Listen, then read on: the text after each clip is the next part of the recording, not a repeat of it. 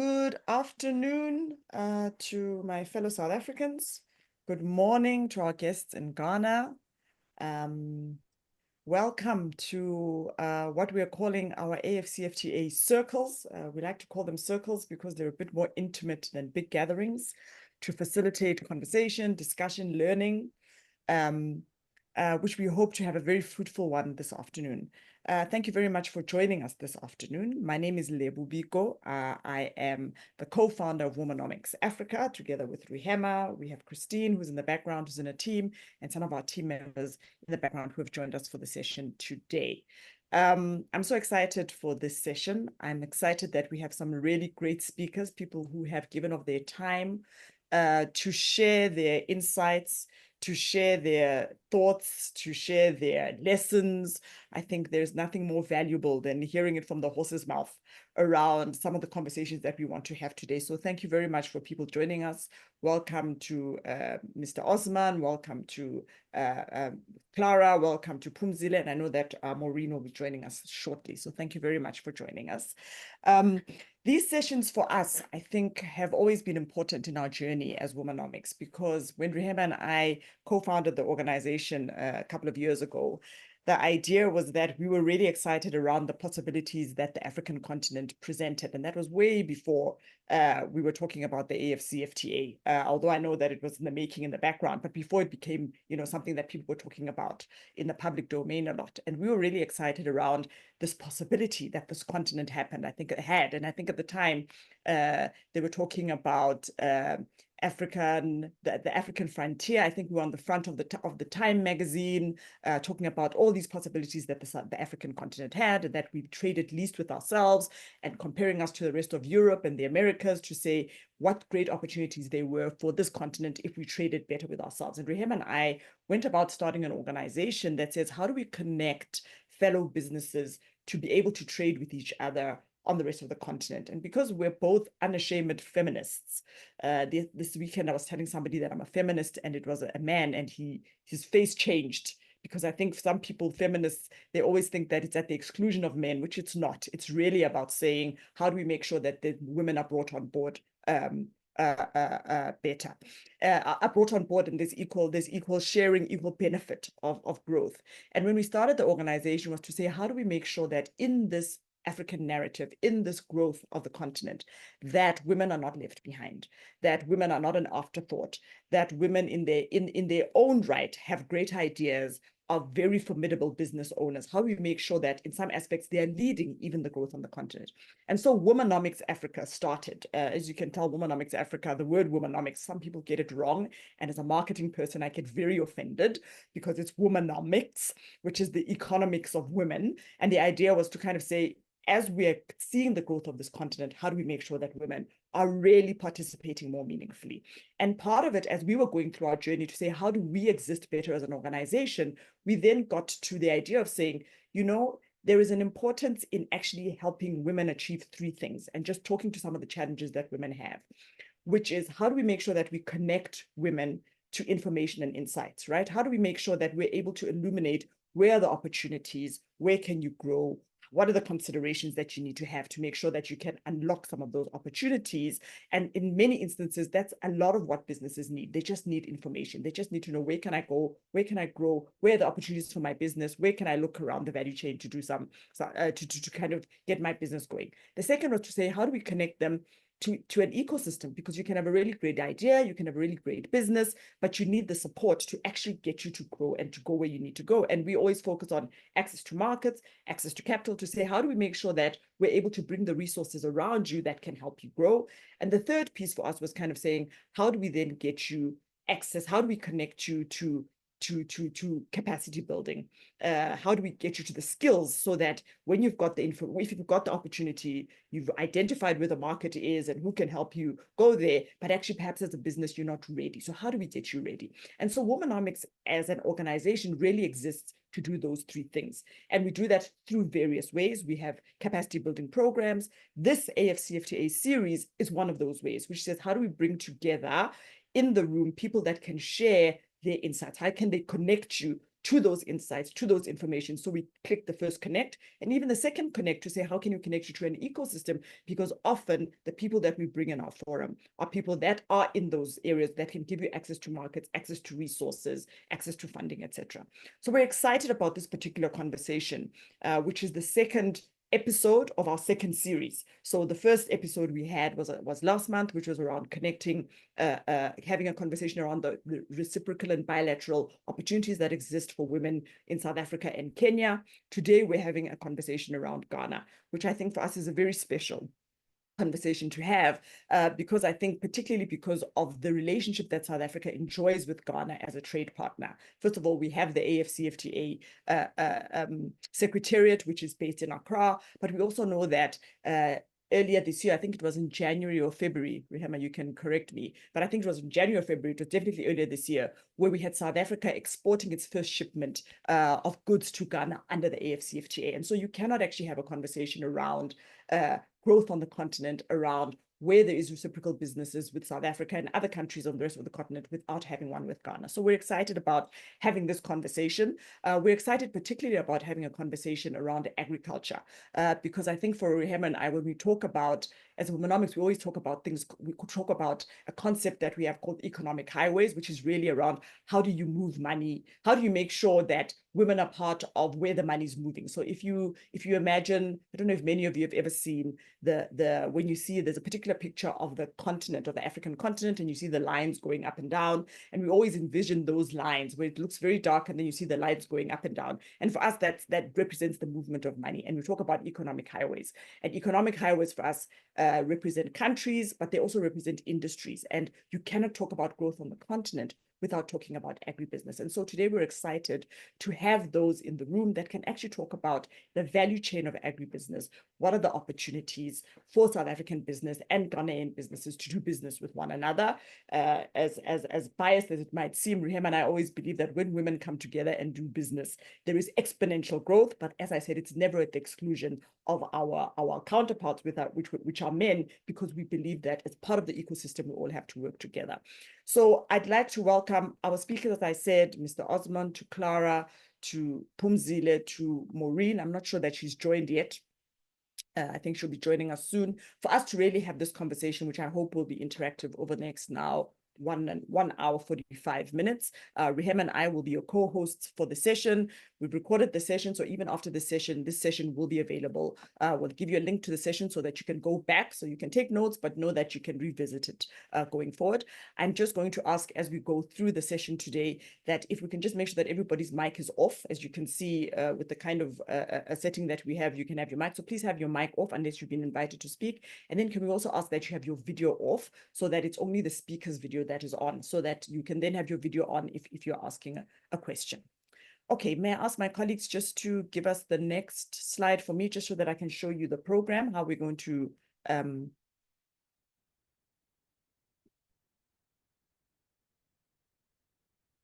So this is how our program is going to look like. We're going to try as hard as possible to stick to the time.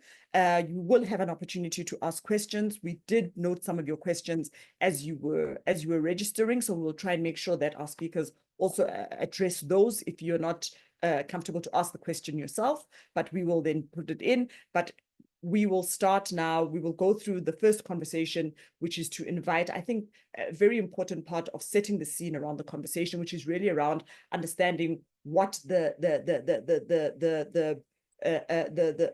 bilateral agreements look like between the two countries. I think it's also important to understand that. Rehema and I also believe that it's important to also, as businesses, sometimes countries look very attractive on paper, and even might have some agreements in place, but it's important to understand what actually is the nature of business and the nature of the relationship between those two countries. So I think it's a very fitting place to start, to have that conversation around just setting the landscape around what are those reciprocal business opportunities in Ghana? What are the agreements that South Africa and Ghana have together, so that you get to understand what does that landing look like for you as you're trying to do business with each of the countries. We will then have Maureen, our sister Maureen, who will be joining us as part of this session. And the idea there, because Maureen is in the development space, so has started an organization that does development for growing enterprises, but has also worked a lot in the agribusiness sector and focused a lot in the agribusiness sector. And I think because we want to talk particularly around the agribusiness value chain, to just take it one step down and kind of say it on the ground, working there, what are some of the business opportunities that exist in agribusiness, particularly in Ghana? What are the realities of how things actually happen in that space and on the ground? And then as part of our sessions, we're also quite adamant to make sure that it's one thing to talk about some of the frameworks. It's one thing to talk about, the policies, etc. It's one thing to get people's views around what some of the opportunities, etc. But it's also important to have real entrepreneur stories. I know Maureen will give us her experience as well, because she's also an entrepreneur in Ghana. But I think those people can tell you the realities of actually what it takes to make a business grow in those particular countries as you trade on the continent, as you grow your business as trading on the continent and in agribusiness. So we're very excited to have Ms. Clara Pinkrah-Sam, who will give us her insights, as well as Phumzile Nkoma-Leluma, who will give us her insights of what, as a growing business, what are some of the things that they're looking for and how they've experienced trading. And then we will invite you to have some Q&A, any questions that you might have, and close out and talk about what some of the next steps. So that's the kind of conversation we'll be facilitating over the next 1 hour and 40 minutes or so. And Rehema and I will have that conversation with you.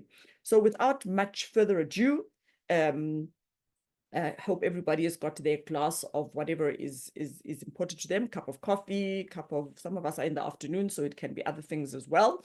As we start off, I'm going to invite Mr. Osman to come on, to come and do his presentation for us. If you can put your video on, Mr. Osman, while I just do the intro for you. Mamuda is a trade and business development expert with over a decade of experience in both local and international markets. He has helped develop business and address trade issues on various levels, local, regional, and bilateral.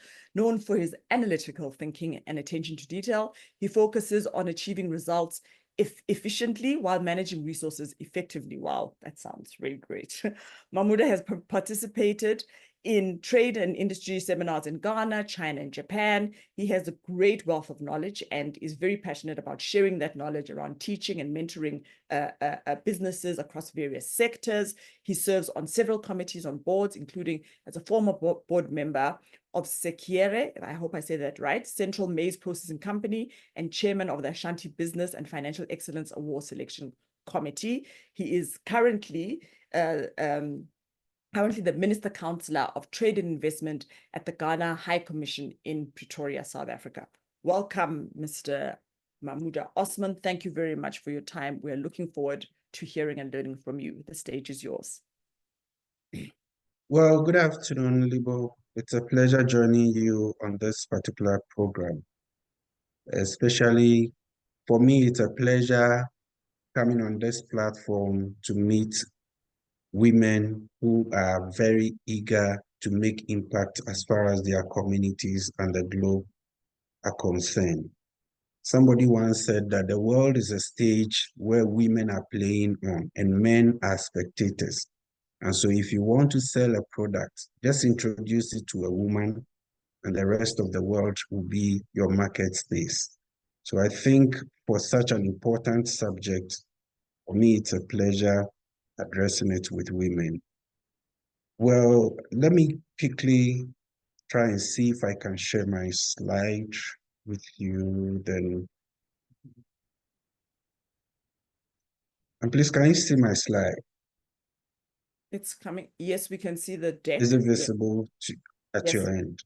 Yes, it right. is. Thank you very much. So we're going to talk about the relation between Ghana and South Africa as far as trade is concerned. And then we'll just look at some of the opportunities we can have if we want to invest in Ghana as South Africans.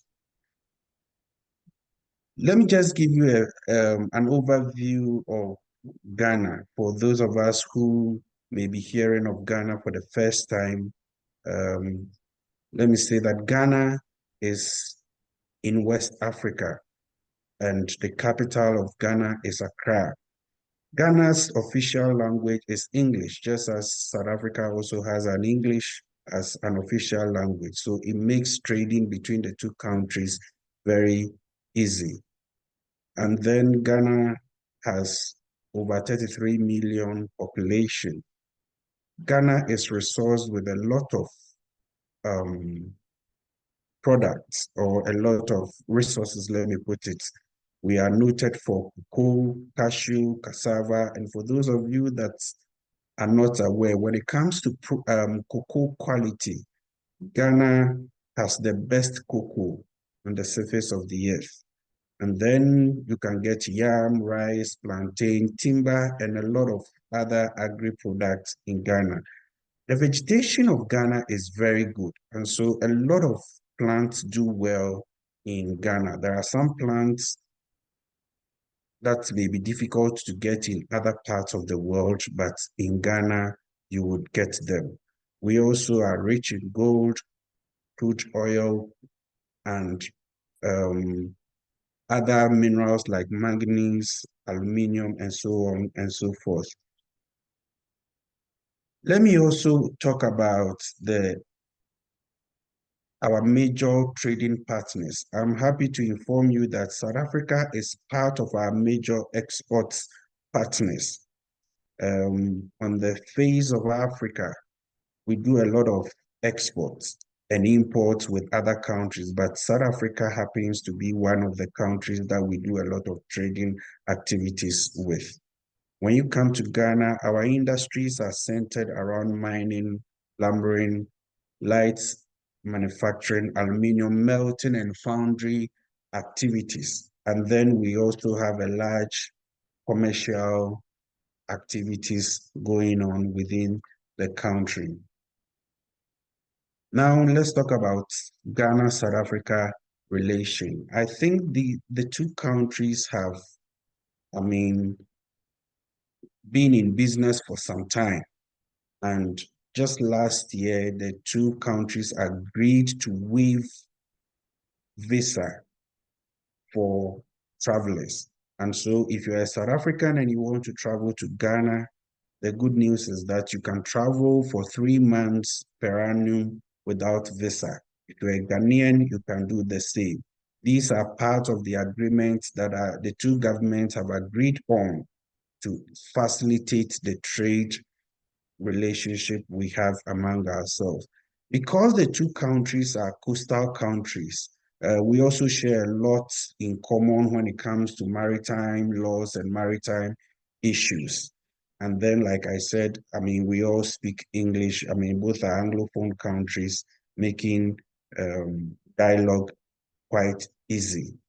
And then there is a bi-national commission between the two countries, which annually leaders of the two countries meet to dialogue on issues pertaining to the two countries, bordering on trade and other sectors. Because we're talking about trade, I'll be limiting my presentation on trade. So under this BNC, there are over 14 MOUs that the two countries are working towards to achieve for the betterment of the two countries.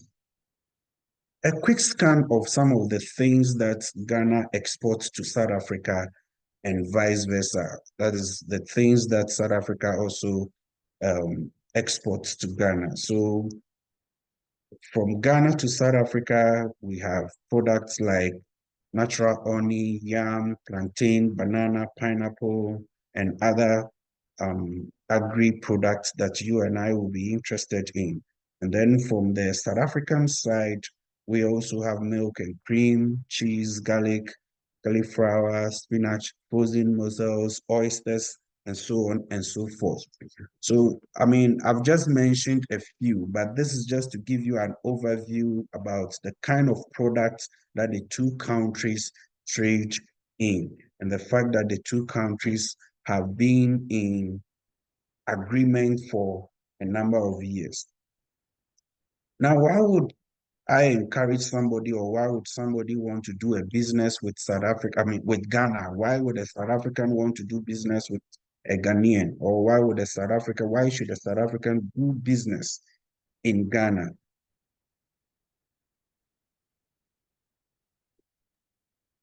Mr. Osman, sorry to interrupt. Are you able to put your presentation in presentation mode so that it does the full screen? Well, how is it appearing at your end? Because it's okay, let me see. On our side, it's appearing. I can see all yours. That's better. Thank you so much. You can see it well. Yes, perfect. Sorry about that. Right. It's fine. Okay. No problem. So Thank you so much. yeah, why should I invest in Ghana? Why should a South African do business in Ghana? Ghana has a relatively stable economy and strategically positioned. I don't know how many of you are aware that Ghana can boast of being the only country, or the country in the center of the world. And being a coastal country, I mean, transporting or shipping goods across the globe is not a challenge. And then we have skilled and cost-effective workforce. Ghana employs over 100,000 graduates in our tertiary and tertiary, that is the university and the polytechnics annually. And these manpower are being trained and graduated every year to help in the in developing the economy. We also have youthful and trainable population. Yes, that is one thing that you can count on Ghanaians.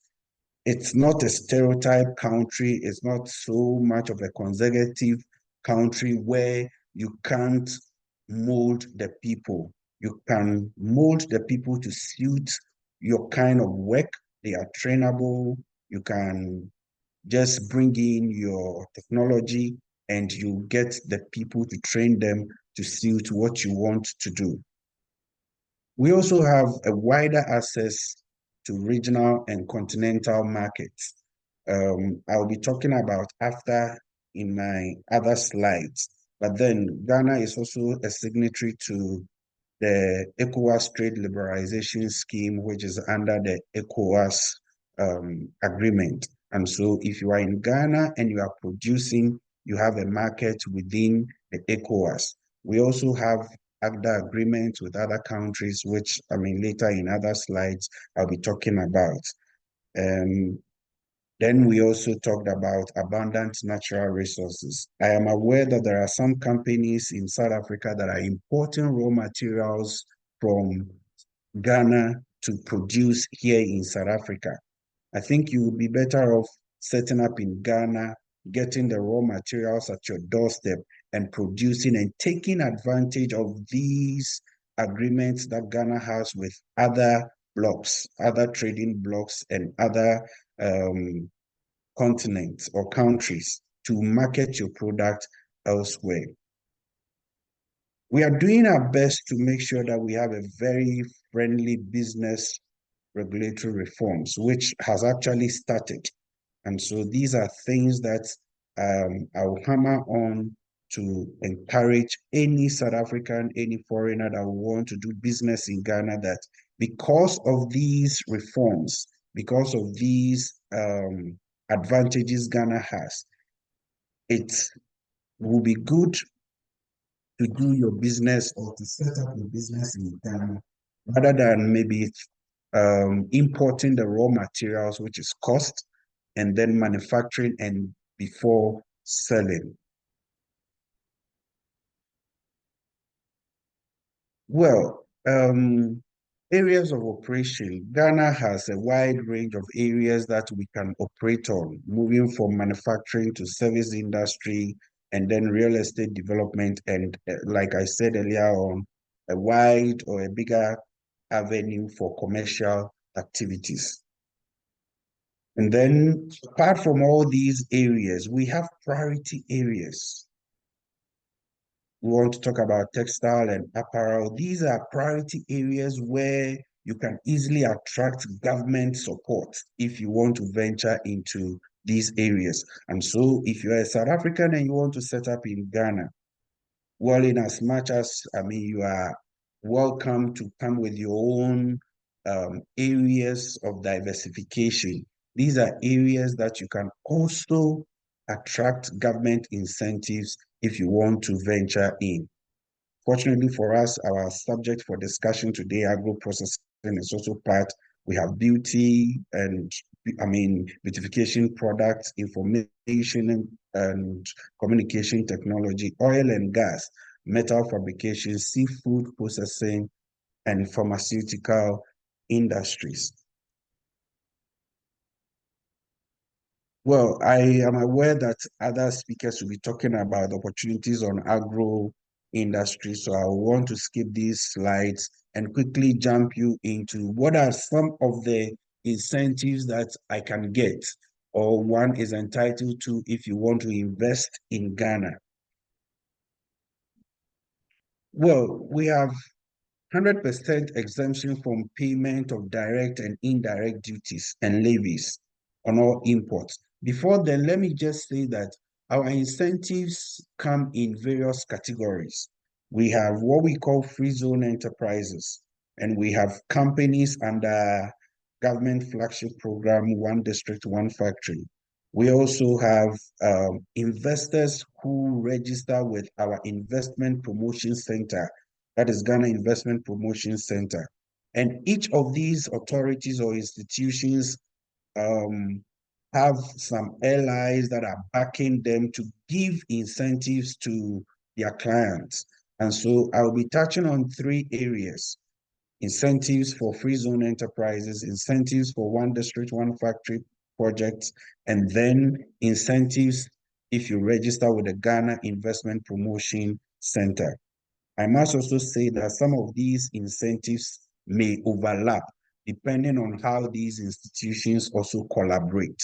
So don't worry if you see some of these incentives crisscrossing or overlapping with other authorities.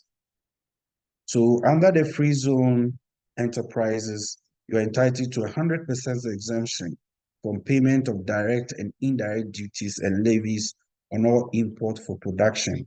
The free zone enterprises, I mean, maybe I'll reserve that one for another, day. But then these are companies that are registered solely to produce and export a minimum of 70% of what they produce in Ghana. Like I said earlier on, there are raw material availability. So people who want to take advantage to be closer to the source of raw materials. And so we allow them to come and set up, produce and export to any part of the world. And so these are some of the incentives we give them. And again, 100% exemption from payment of income tax and profit for 10 years. And so a corporate tax exemption for a period of 10 years for such companies.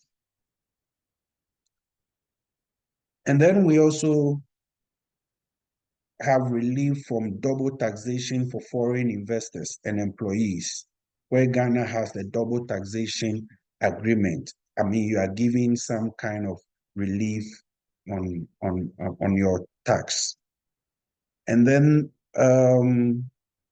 because the authority takes it upon itself to assist investors, there's so much, the bureaucratic bottlenecks are removed because you have an officer who takes charge to make sure that all your documentations are done and presented to you at your doorstep. So you avoid the hurdle of having to move from one office to the other as a foreigner in Ghana. All these things you will be assisted to get them by the Free Zone Authority. We're also talking about no restriction on repatriation of dividends or net profit. Yes, Ghana is one of the few countries on the surface of the globe where you'll be allowed to repatriate 100% profits. even though this is having a toll on our, currency, as far as the relationship between our currency and other major trading currencies are concerned. This is having a very big toll on our currency, but our government is bent on attracting investors to create employment for our teeming youth. And so this is a concession for any investor, any South African that would want to invest in Ghana, so that you don't entertain any fear that, what if I go and I make profit? Will they allow me to bring the money into my country? The answer is yes. Feel free to invest in Ghana, and then you can bring back your profits to invest in your own country. Minimal custom formalities. Across the globe, sometimes custom issues are tough and a hard nut to crack. But then, because the Free Zone Authority has built a very long relationship with the custom, and also they have an ally backing them, Free Zone enterprises are able to clear their goods, their equipment, without any hassle from the port. No import licensing requirement for free zone enterprises. And then foreign loan servicing. If you took a loan to invest in Ghana, we allow you to service your loan without any difficulty whilst you are still operating in Ghana. And then let me take you to the One District, One Factory incentives. The One District, One Factory initiative was initiated by the current government in our country, also to help create employment for the youth, to spread development across the country. So the whole concept was to make sure that we build at least one industrial viable factory in each of our administrative districts. And so these are some of the incentives that were outlined for people that went into One District, One Factory. One, you have duty exemption on imported equipment. Then facilitation by government. Government ensures that your certification from regulatory authorities are well secured, and that government officials will follow all these things up for you. Government institutions were also mandated to ensure a smooth allocation of amenities like water, road, electricity to your factory site. And then foreign loan servicing, like I said, in the free zone incentive. All these things also apply as far as the One District, One Factory initiative is concerned. And then under One District, One Factory, there is also corporate tax exemption for 5 years. So you can enjoy this and many more if you invest under government flagship program, One District, One Factory.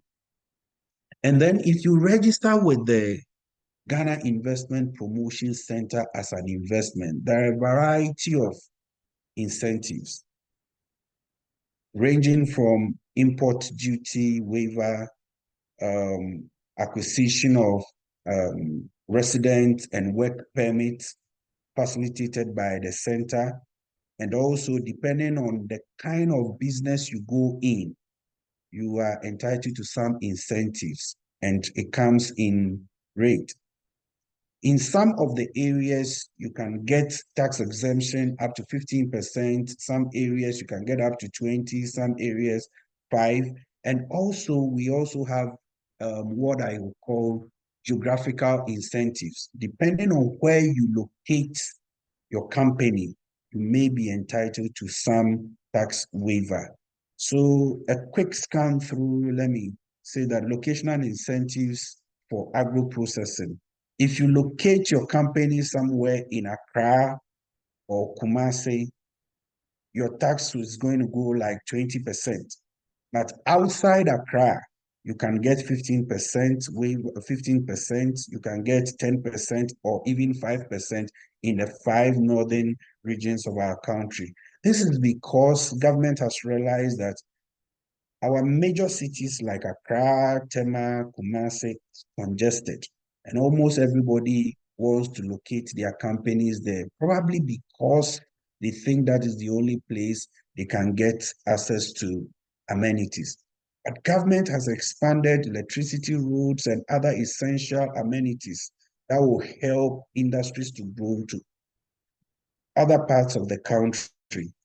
So government has decided that to motivate people to go into the outskirts of these urban areas, tax will be reduced for these companies that locate outside these urban areas. And then, like I said, depending on what you go in, when you go into tree crop farming, the tax is, sorry, let me do that. The tax is 25%. And then cash crop farming, livestock, others. And so if you want to go into areas like mining, of course, you are sure that your tax is going to go higher than somebody that is going into tree crop farming. And so I think for us who want to venture into agro processing, this is the good news for us that South Africans can do business in Ghana with minimal tax. And then when you get your profit too, you have 100% profit repatriation into your country. Then a quick one on African Continental Free Trade Area Agreement. I want to believe that this is not news to most of us. 54 member countries trading among themselves. And then this gives you access to 1.3 billion market population. Somebody will say that, why should I allow a Ghanaian to come and take up my business as a South African? No, a Ghanaian is not taking up your business, and a South African is not taking up your market. You are giving up, if you're a Ghanaian, you are giving up a market share of 33 plus million for over 1.3 billion. That is how we should look at it. And then if we look at it this way, it will compel us to be more innovative and more competitive to be able to get a bigger market share. Together as Africans, if we trade together, we are looking at making a total GDP of 3.4 trillion, which is quite a substantial amount, able to make Africa move from one level to another. And then with that, we can also open up African markets to the rest of the world.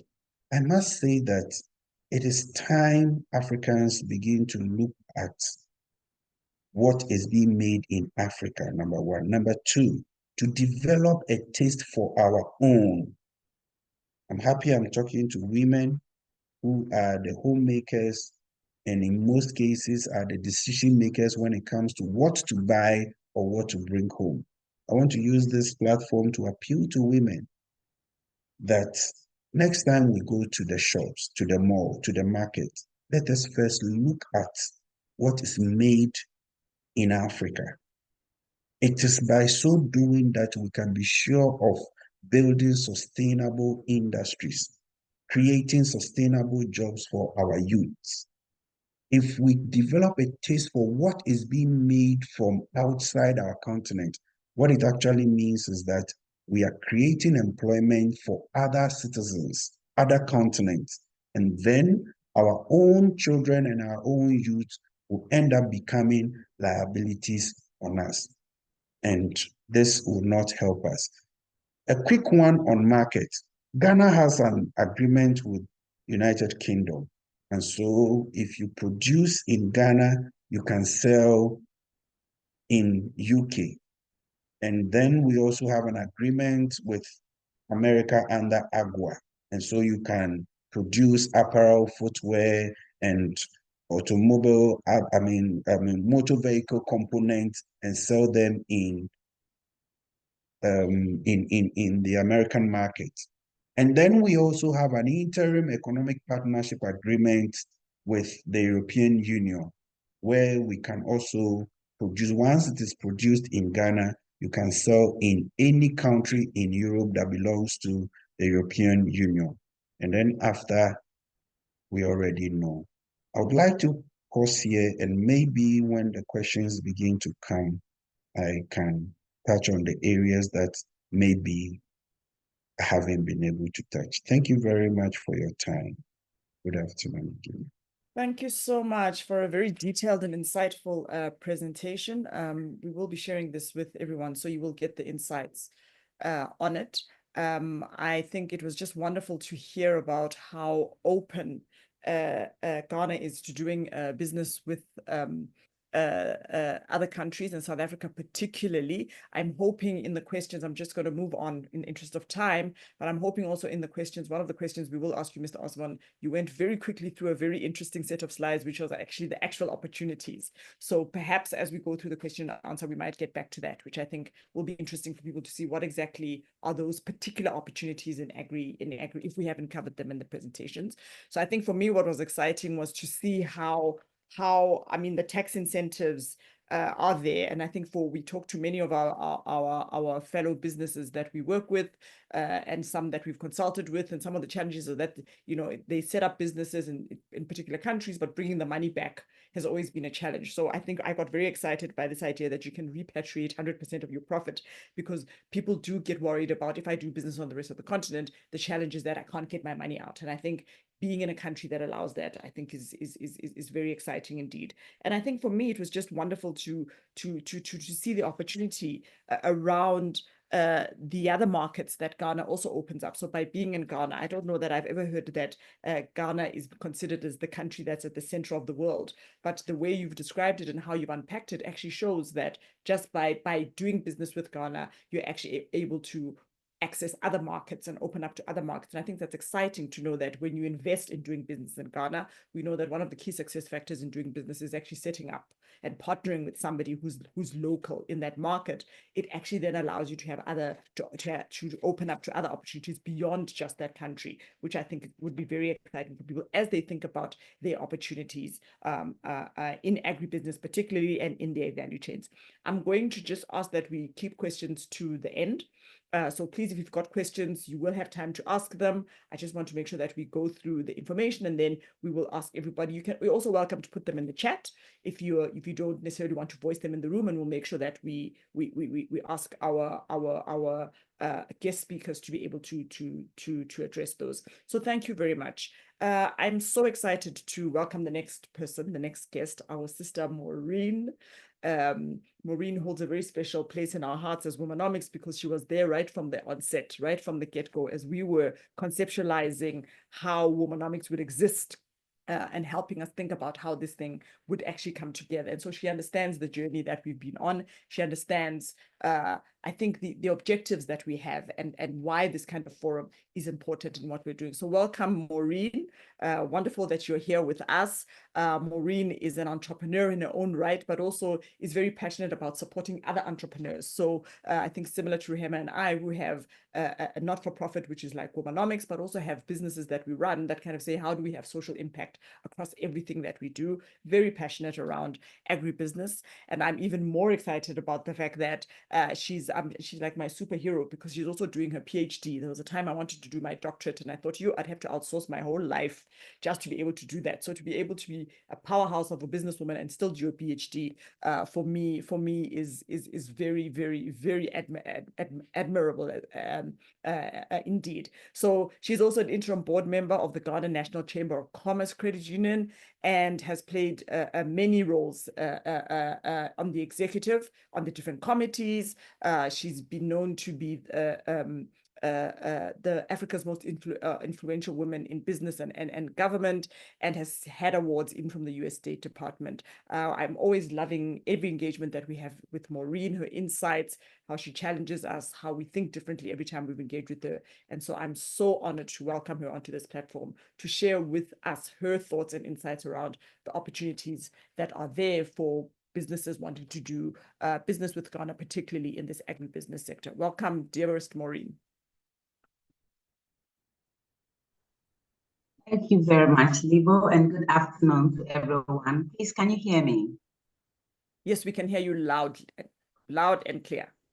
Thank you so much, and I'm grateful for the opportunity to be part and parcel of this. And to my senior man, I say thank you for the service to the nation, and to all our colleagues out there and our entrepreneurs, thank you for this opportunity. So I'll start off by saying that I'm humbled with introductions, but I have a confession to make. I have been crying for the same reason that you are jubilating. I just finished with my professor. I'm crying. So forgive me if I don't show my face. But that's just to let you know that you are growing. Anything you are doing, whether in business, in a marriage, in a household, if you are not challenged, you will be normal and mediocre. But when you are challenged, it means you yearn to grow and you are growing. So this afternoon, I'm to let you know that I'm not showing my face because I'm growing. If that's okay with you. That's a wonderful insight. Thank you, Maureen. We appreciate that a lot. So I'm delighted to share my insights with you. And I want to know whether the screen is okay. Do I have to do something else to get the screen to be okay, or it's okay as it is? We can see your screen, but if you can put it in presentation mode, they're perfect. Perfect. Okay. Thank you very much. Right. Great. So Maureen is my name, and I will share with you. My senior man has shared so much, so I'll skip some of my my slides just for us to move very fast. Objectives, this is my outline, and basically these 4 objects, my senior man has talked about the most important ones, so I will share my insights. I will leave you to ponder on this for just a minute, and I'd like all of you to just look at this image. And sorry, because I'm a trainer and a teacher, sometimes my mode of presentation is a bit interactive, but please feel free to interact given the constraint of time. So what do you see, Madam Rehema? I mean, just tell us from your mind what you think you see just by looking at this woman, or Madam Lebo, or any other person who gets to share for just a minute. Maureen, I'm going to be honest. I only see your name and surname on the screen at present. I don't know if it's just me. Is everybody seeing same? No, I can see your slide with the woman and the multiple Yeah. stuff. Can we just get confirmation from other people what they can see? Yeah, a woman. Okay, so it's moved. IB opportunities. Okay, perfect. Thank you for confirming. Thank you. So Just to respond to your question, we're looking at a superwoman here trying to do everything.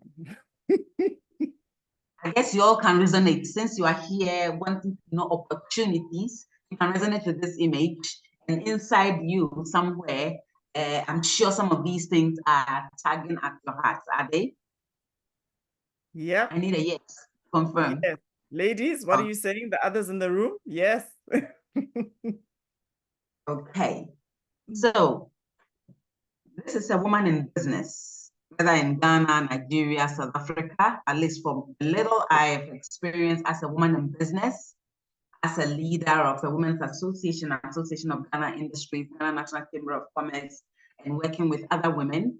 This is an aggregation of women who are expanding their reach, and AFCFTA and other trade agreements provide them with opportunity, not only to travel, to have fun, to meet people, to expand their families, but also to make money and to look at the issues and then craft out strategies that allow them to also play a role in the global marketplace. And it's not simple for a woman, because even balancing all these acts in itself is an issue. And trying to even understand what this trade agreement offer and where they themselves can place or position themselves in order to take advantage of these opportunities are also one big hurdle. So I, as an entrepreneur, facilitating entrepreneurs, a woman with a family, I want to just position the role of the woman and in all the facets, business, family, environment, expectations of everyone. Let's position that before we delve into this. Good thing is that these new agreements are beginning to integrate women's needs into it. And I listened to my senior man and I was hoping to hear some of those details. So what I like about the fact is that they have already conceptualized that they want more women to help expand the economies in Ghana and South Africa. Anytime I visit South Africa, I'm awed because the women are bold and they're able to take bigger risks and take bigger opportunities. So I'm very grateful for AFCFTA because it has given us a framework that institutionalizes this ongoing trade between women in Africa, trading among themselves. It's no more informal as usual. It is now formalized. It gives incentives and it places women at the center. Why? Because women are yet to reach their capacity. And this optimizes the opportunities for women to go beyond their borders, engage, work with other women and other men, and bring opportunity to both countries. So I see this as an image that I'm painting for myself. And I guess all the women I work with and lead have expressed that yes, AFCFTA, they are now aware. Not everyone is aware of everything. So the government is doing a lot of sensitization to make sure that we understand. Being aware is very, very high. But do we really appreciate the opportunity that the government has given to us? And that is part and parcel of what I must commend Womanomics is doing to ensure that that opportunity we even understand. Now, I'd like you to join me again on another journey.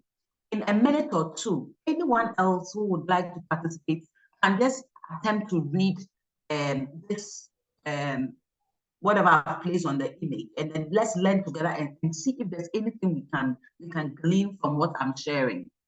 Any volunteer? Sorry, but I like this interactive conversation, so forgive me. I don't do it the way everybody does it. I'm a woman, so you can pardon me.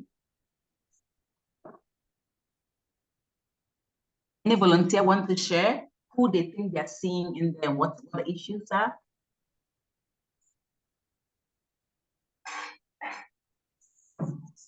Madam Rehema. How did I know that was coming? I think because you're looking at you're looking at a woman in business, 55, knowledgeable, we make certain assumptions. Also in terms of the income, $1 million US, sounds like she's been in business for a long time. Marital status, I think it's really about also she's got the business acumen. So I'm having to read through this very quickly as I respond to it. I would imagine some of the challenges that she would have. The question that you asked is, what do I think the challenges that she's facing currently? Yes, in relation to wanting to take advantage of the opportunities. Oh, the take advantage opportunities. Yes, so that's the key.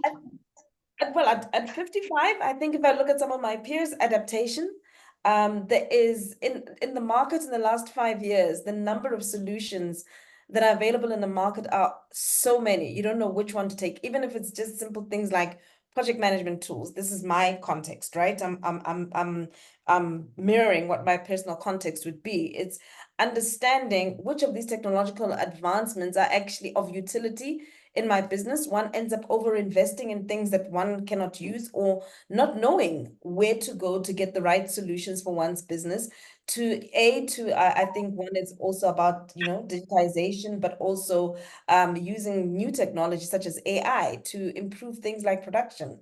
So I think that whilst everybody talks about, technology being an enabler and a great opportunity, it's also a minefield for many of us who did not study in this field and don't have knowledge. Fantastic. Thank you very much for sharing, and a lot more out there, market fluctuations. Even you, the woman, your well-being to take advantage of this AFCFTA. Are you even thinking about it, or has it been thought through that there are great opportunities coming? What is the well-being of these women who seem to be doing well? Have we thought about it from a gender perspective to encourage them to take advantage so that they can do that? And are they putting in place sustainable practices, which globally now is a condition that whether you are growing or you want to go into new markets, using sustainable practices is a requirement. Now look at some of her aspirations. She wants to sustain her business. She would like business transfer. She would like to be well. She would like sustainable farming. All these are aspirations of every woman who is aware of these kind of trade opportunities that comes out. So in even bringing the opportunities out and sensitizing women, we also want to understand how it's done so that we can all take advantage and meet the requirement as well as the aspiration of our continent, Africa, to take advantage of this big market opportunity. So we've done all this, so I'm not going to worry. My senior man has talked about the markets, and I'm saying that agribusiness, let's look at agricultural production, the cultivation, the processing, the distribution to this big continent, and some of the export markets of Ghana, including Europe and the UK. All these benefits, he has talked about it, but key and importantly, we are saying that this agreement is going to create a single market for our goods and services across Africa and offers opportunities, and that is what we are talking about today. All this he has talked about the key agricultural sector and where women play a key role in the agricultural sector. We play a key role in labor. We play a key role in production. We play a key role in processing, and we play a key role in marketing, from production all the way to export. Women are really, I don't have the statistics, but GEPA does, and it's showing a very good opportunity for women to take advantage of the agribusiness value chain and what they continue to do. So we must know that already we are playing a key role there. So where do we move from here? All this we've talked about our major export spaces, we talked about it. The policies he has talked about almost everything. I said I didn't talk about planting for food and jobs, that's at the production level policy. The 1D, 1F, great opportunity for women to come together to set up here and take advantage of some of the things we talked about. A lot of good development partners working with us in Ghana, bringing women from the grassroots level to grow, to take advantage of these. And then these incentives he just talked about, all the incentives, the Ghana Free Zone, he just talked about all the taxes. I have it all here and I won't mention it. So that there's also venture capital also working here. There are some banks that are specializing, Stanbic, ADB, ASA, all there as private institutions, also supporting the financing mechanisms that allow women to take advantage of it.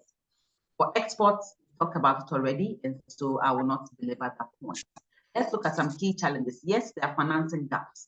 And when I see challenges, I'm saying it because I want you to tune your mind that these are where the opportunities may lie for women. So when we say limited access to affordable credit for agribusiness, if you are a woman in credit, services is one of the joint agenda where we can work in service under AFCFTA. So if there's a limitation to affordable credit in agribusiness, especially women-led businesses, is your business doing anything in this area or in this value chain? If yes, it's an opportunity as we speak right now. And I don't know, from South Africa and in Ghana, I as a business person, I have issues with access to affordable credits to make me more competitive in this AFCFTA agenda. So if there is opportunity to work together to make this service affordable here, I don't know. It can be an opportunity for you listening to me right now. Infrastructure, we have transport issues, we have storage issues, we have processing issues. These are opportunities that women can take advantage. Why? We play a key role. We have labor in that area. There is a big framework and incentive. So these are opportunities. If you are in any of these areas, it will play a key role in facilitating the efficiency and effectiveness of that value chain in agribusiness. So that is where exactly your monies can also be found in terms of what you want to do. Climate change is a big thing. Our rainfall happens. So from services to products, we have issues that impact our production chain. Again, it is an opportunity for women who want to take advantage of AFCFTA. We have, of course, some regulatory hurdles, shipments and stuff like that. But that is a slow process that we are working on because the framework demands that should be done. So obviously, if that doesn't work, the whole process will not work. So what I like about Ghana is that Ghana is working on making sure that we are de-risking and making it less difficult to go through these customs processes so that it does not delay our shipments. And also their certifications. Ghana, as I speak right now, Ghana provides close to free certification for FDA, especially for women. And that's the good thing about our policies. Now, the Ghana Enterprises Agency, with support from development partners, are supporting women to just process and produce products, and they get certification for at least a limited number for almost free. Why? Because they realize a lot of men are coming out with new products and able to certify them. the costs, the processes, all the encumbrances. They are trying to relieve all that for women. And I think these are the good things. So you working at your end, working together in a market makes it easier. And then also we have issues with getting large-scale investments, again, as an area for market access and also opportunities for all of us. Some solutions, we can leverage AFTF to take advantage of this. We can bring in innovative financing to take advantage of the gaps that we have. We can collaborate with government across countries to do this. We can be part and parcel of the capacity building in terms of services under AFCFTA to facilitate women to take advantage of opportunities, just like Womanomics is doing right now. Also, green agribusiness. Everybody is talking about greening, investing in sustainable products, services, opportunities, so that people will be climate friendly in their production. If you have solutions, if you have products, you have services, an opportunity to work with other women to make this available under the AFCA. So all of these are opportunities, and I would say that Ghana agribusiness sector offers a vast opportunity due to its rich agricultural resource, growing demand for value-added products. I can say for sure that Ghana is one of the few countries, in addition to cocoa, produces a high level of organic produce for the markets. For example, soya bean, which I'm working with. Soya is one of the sought after produce in Ghana. And already we label our soya as organic because of the quality, all right? And a lot of people are interested in soya, maize. There are a whole lot of things that we can do it at scale and help take advantage of these things. These access to finance, infrastructure, and climate change can be addressed. Again, it's an investment opportunity. And so our call to action and encouragement I have for you this afternoon is that as women, let us start by exploring this opportunity clearly. And I like what Womanomics is doing. Let us leverage what we have, government incentives, and tap into these international markets. And I'll just say that let's go back again to this woman. Nana Gradman is a persona, is a fictitious person. And there are a lot of women like this in this bracket, in this profile, who are willing, aware, are not able to. They are willing to work together with other women who want to take advantage of this AFCFTA. You would sit down and you think, and you realize that some of the challenges may also be the same, and the aspirations may almost be the same. But how can women and women leverage these opportunities? It requires us to dream big, start small, and act now like an equal. I end by saying that as a woman myself, being in business has not been easy. But the joy I have is the fact that now I can decide who I want to trade with. I can be in the remotest village processing what I do best. I do cassava flour, and I call it brown fufu. Brown fufu is one of the best meals in the world. And Ghana is one of those countries that we do it in style. We use cassava as a base. I produce cassava as a farmer. I process cassava as a processor. I distribute cassava as a marketer, and I'm looking forward to export. But my export hasn't been the big export that everybody is dreaming about. I have been dreaming big of taking advantage of all these nice export opportunities and agreements and policies. It hasn't happened for me yet, but I have that big dream. As a woman, I can only start where I can start.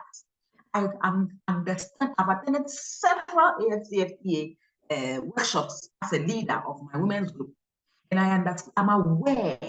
Now I have to use it.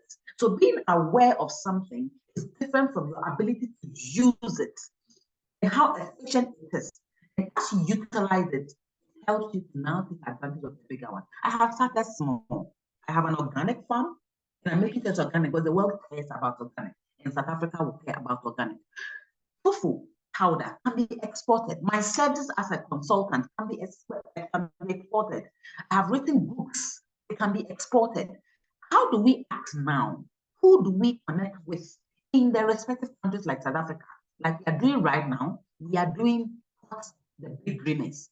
AFCFTA, Womanomics, and AABN, we are thinking about that big dream, that service. What are we doing? And that is what we started small. We have barely 12 people, but we have started it. and we are acting now. I have started exporting on very small scale in my handbag to the United States. My friends buy it to the USA. Some have landed, some landed in UK just about 2 days ago. Very few have started with my dream that someday I'm going to get a South African market, access to a South African market under the AFCFTA. But to cut the long story short, I will say that this is real. I have started with awareness. I am sensitizing people. I am happy to be part and parcel of this conversation. But we need to start small, because it is only in the starting small that you begin to have the feel of the real deal and find how to break through. And the eagle is one of the few birds with that vision that is so smart that it can come right down and pick just one little thing. And that, as women, I think God has given us that ability, and we should take advantage of it. So I'm very grateful to be here. But I like to say that I listened to one government official who leads the AFCFTA, and he said something phenomenal. That is when my eyes popped up, and I'd like to share it with you. I can quote him, I won't quote him. I'm paraphrasing and using my own words. He said that we should not assume that just because a framework has been announced, it will happen tomorrow. It's a framework. There are a lot of processes that have to be fine-tuned. It's taken a while for all countries to sign on. Even then, we have a few more who have not. Some have started doing something.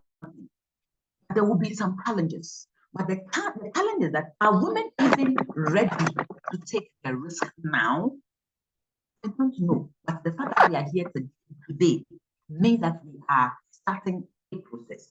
And if he can say that for somebody who was championing this, going from country to country, they've done some things in Kenya, it is happening through that engagement from Ghana to Kenya. Somebody is setting up a chocolate processing factory already. Somebody is bringing milk already. So there are things happening at a very small scale, but it is happening now. And the big vision is that someday we'll have all these countries working together. And South Africa is starting now. So thank you for the opportunity.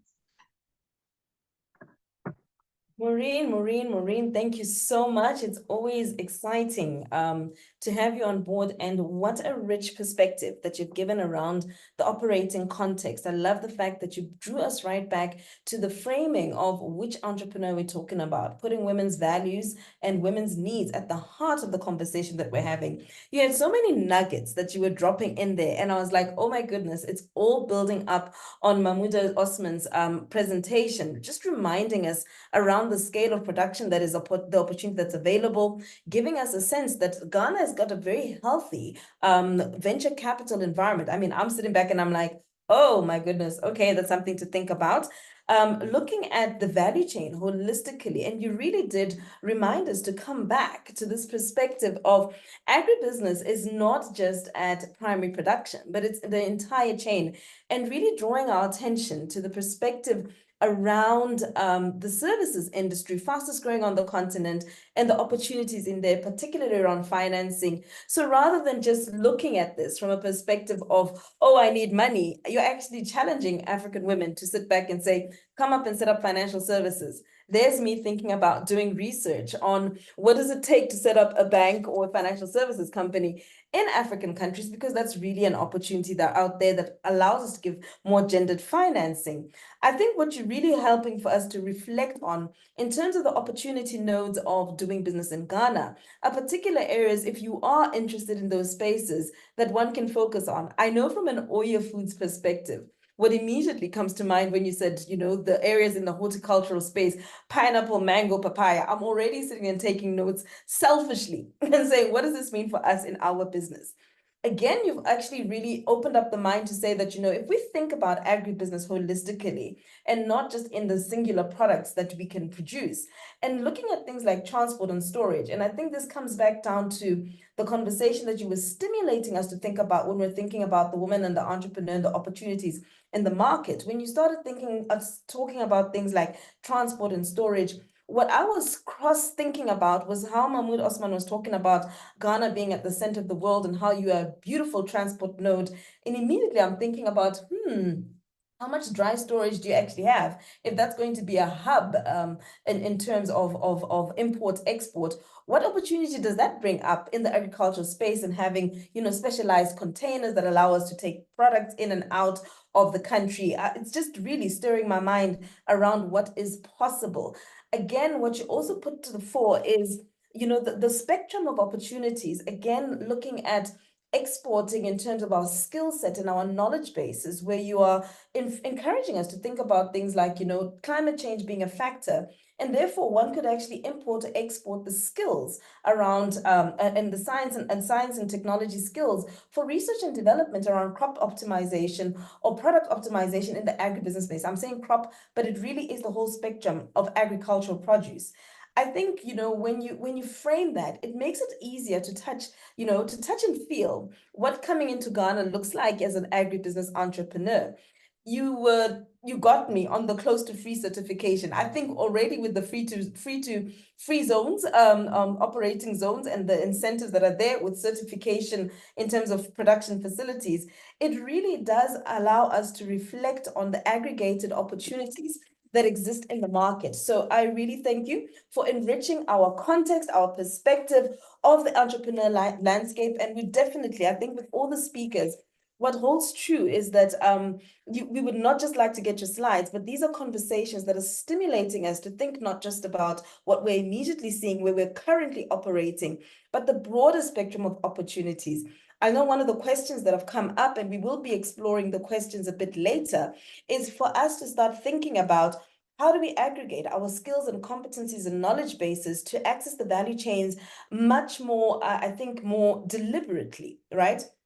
And Maureen, I think that then starts to bring the conversation to a different level. One of the challenges that's been framed, and I think that you've highlighted for us, is the accessibility of the African Continental Free Trade Area to the small and micro entrepreneurs, which starts to tell us that really scale is a conversation. Scale is a perspective that we need to be factoring in. But you've also stimulated the thinking around, you know, when we're talking about women entrepreneurs doing business on the continent, not just scale, but in terms of which market they are servicing. And I think with me, the conversation that I had with the next speaker was exciting in that context. So while she's not an agripreneur, she has the title of a multi-potentialite, or I hope that's the pronunciation, because I was there on Google. I'm like, what's a multi-potentialite? And the reality is, it's such a beautiful frame, because me, I'm in Webster. I'm going up and I'm checking. I'm like, what does this mean? And I love the idea that you are recognized as somebody with multiple skills and the ability to not just have those skills, but to earn a living off those skills, to utilize those skills, or to be of service to community or to yourself by utilizing the different skills. The next speaker is Clara Pinkrah-Sam. And I think, Clara, what I will say to you is, you give me permission to as I walk in this world, to say, God gave me so many talents. Why should I not be sitting here today and using all of them? For those of you who don't know Clara, I will be introducing her right now. And I must say, you know, when I had a conversation with her, was it last week? And it was really by the encouragement of another sister. We are always connected to the people that we have in our conversations by sisters. And the sister that connected me was Phumzile Nkoma-Leluma, who said, you have to speak to Clara. And I'm there going onto her website, and the light bulbs are going on. The excitement was just unparalleled. And it was unparalleled because she's coming from a different lens and perspective, but she's so relevant in an Africa that is growing, in an Africa that is becoming a lot more middle class, a lot more, you know, with a greater knowledge skills base. You got the Marines doing their PhDs, and Maureen, I'm so sorry that your professor made you cry, but I am honored that you made time to come here today. But the reality is that even with these skills bases, how are we utilizing them? So we've put in a different flavor in today's conversation that I think will be a natural flavor all the time, because whilst we will talk about one sector, the opportunity to understand how a country works and how other elements of different sectors work is really experienced by speaking to entrepreneurs in this space. So Clara Pinkrah-Sam is a Ghanaian award-winning fashion designer and founder of Clatural, an ethical and sustainable fashion brand. Now, More than that, she's actually got an IT background. No, she's worked as a pharmacist. So I'm sitting there and I'm having this conversation with actually, the minute she came online, I was like, oh my goodness, you are beautiful. Because I'm that person, I'm like, I see an African woman who's beautiful. I'm like, oh my goodness, I was crushing on her because she represents creativity, artistry, but she's obviously also coming from an environment that is traditionally known as, the mind environment, that where they make the money. And the ability to transition from an environment that includes working with organizations like the World Bank and UNDP, she's gone into the fashion industry. And I remember saying to Clara, how did you look like you're my age? My father would have had a heart attack if I was to go into that industry. How did you, a Ghanaian woman who is globally relevant, working in global institutions, working from a pharmacist, a medical transcriptionist, being an IT consultant, over 18 years experience in the world of work and business, move into an environment that is only starting to pick up in terms of its relevance and significance into the fashion industry?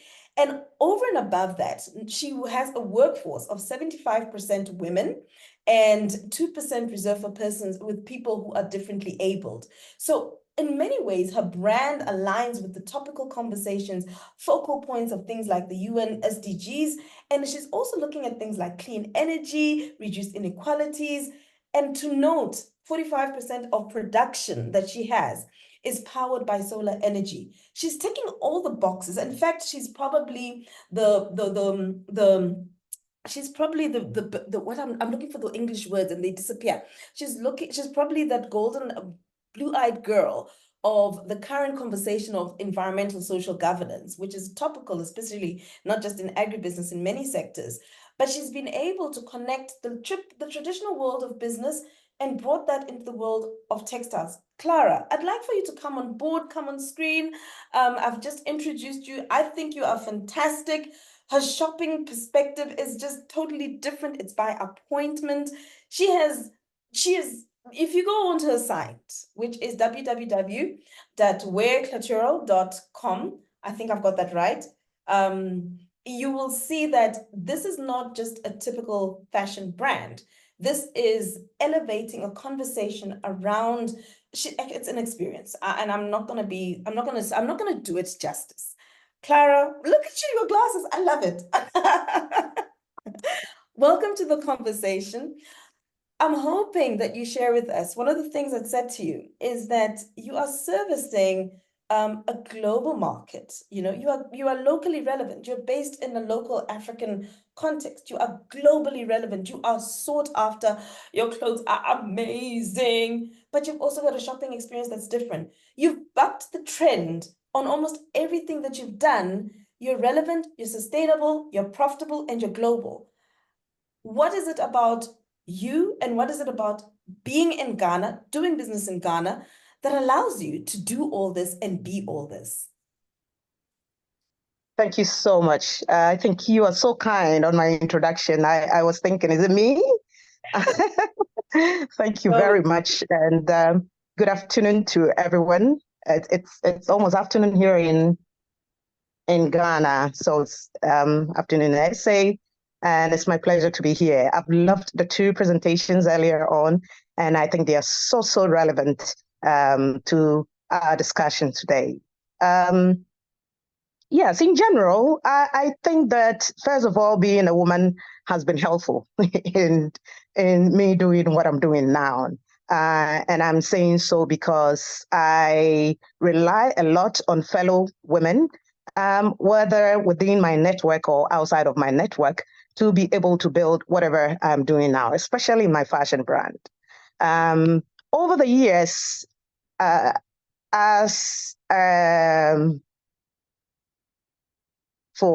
lack of better word, as a professional working in the formal sector, going to the office, first having worked as an employee and having worked as a consultant for years, stepping into the environment of being an entrepreneur gives you an all-round, kind of back to circle approach to how to relate to people, how to deliver and what to expect from people. And so all of that shaped my, allow me to use the word success, and the fast growth of my brand, which is only 7 years old. Let me go back to my driving force, which is very relevant in this discussion. As a pharmacist and a medical transcriptionist, I developed interest in science simply because my big sister, who is my mentor and sort of my second mom, is an engineer. And so, yes, I followed her footsteps and read science. In the uni, at that time, you could get admission to many courses. So I get admission to read medicine, pharmacy, and biological science. I sat in the medical classroom for a while, and I remembered my uncles who were medical professionals, and I said, I don't think I can do this because they don't make enough money. That's selling me anyway. So I left, and this was 2 weeks after being in a medical school. And then I left to the pharmacy class and finished pharmacy. Went to America. That was when IT was really, coming in, and then I was quite interested in doing IT, and I had only pharmacy. So I said, well, I need to drive on something that can, incorporate IT into what I know already, and that's landed me into doing billing and coding, medical transcription, because I already knew my medical terms, and that gave me, insight into IT. Well, one thing led to the other until I did my master's all the way in Aalborg University, one of the top IT universities in the world, and then started consultancy in building call centers in Ghana, data entry. For a long period of time, I was advocating for Ghana I was promoting Ghana as the preferred destination for outsourcing. And I did this in collaboration with the Free Zones Authority, with the GIPC, and with the NCA. And if you were an investor or a group of investors and you ever came to Ghana to any of these institutions, they would direct you to Clara's decks, and you would come and, we will walk you through it and all of that. So under the Free Zones Enclave, we do have a space there allocated for IT companies. We also have a space called Accra Digital Center in the center of Accra, which is my baby. There were abandoned PWD buildings, which I identified and made a case to Rockefeller Foundation and the World Bank and got support. And then we got the place renovated to support IT businesses in Ghana. I'm giving you all this information to let you know that no matter what you're bringing to Ghana, we have the space there. But you yourself need to come properly because there is competition here. The people here are of global standard. Other companies here are of global standard. So it is not automatic that if you come anyhow, any shape, any form, you would succeed. You need to do your homework properly, which I know for us women, working under Womanomics, we do qualify because you need to be that and be willing to learn to get that to be here. So anyway, along the line, as a calling and as a driving force for me, I realized that I was only making impact on women who were already learned to a certain level. I was into girls in ICT, women in ICT, entrepreneurship with ICT. I formed what we call GASCOM, which is Ghana Association of Software and IT Services. And I happen to be the CEO then. I think the organization still has my number when you Google it. So every now and then it still comes. This was a model that we were trying to do after NASCOM, which is in India. And, so we did all of that. And I realized that my impact was always towards women who were very educated. And of course, women like us, we think about our hair, we think about makeup, we think about nails and the family as well. But we have another category of women who are only thinking about shelter, food, and clothing. And my impact wasn't directly to them. And these were the marginalized women. And I have been creative as a child. If I go shopping with you and I buy an outfit, the next time you see me wearing it, you would ask me, where did I buy this? Because I would dismantle it and do something else. And so anyway, that creativity has always been with me. I would do it with leather, I'll do it with fabric, I'll do it with plastic. So I thought through and said, listen, if I leverage on this particular scale, I can teach any woman, whether you've been to school or not. Literally, all I need is to motivate and get the person interested and show the person the way to do it. And so that gave birth to Clatural. I have been so passionate about the brand. Clatural is just Clara and natural and culture put together. Now, with all my extensive background, I was ready to build a brand that was globally competitive. And like the last speaker said, my dear sister said, I looked around and realized that, listen, I need to incorporate everything that is necessary to make it go global.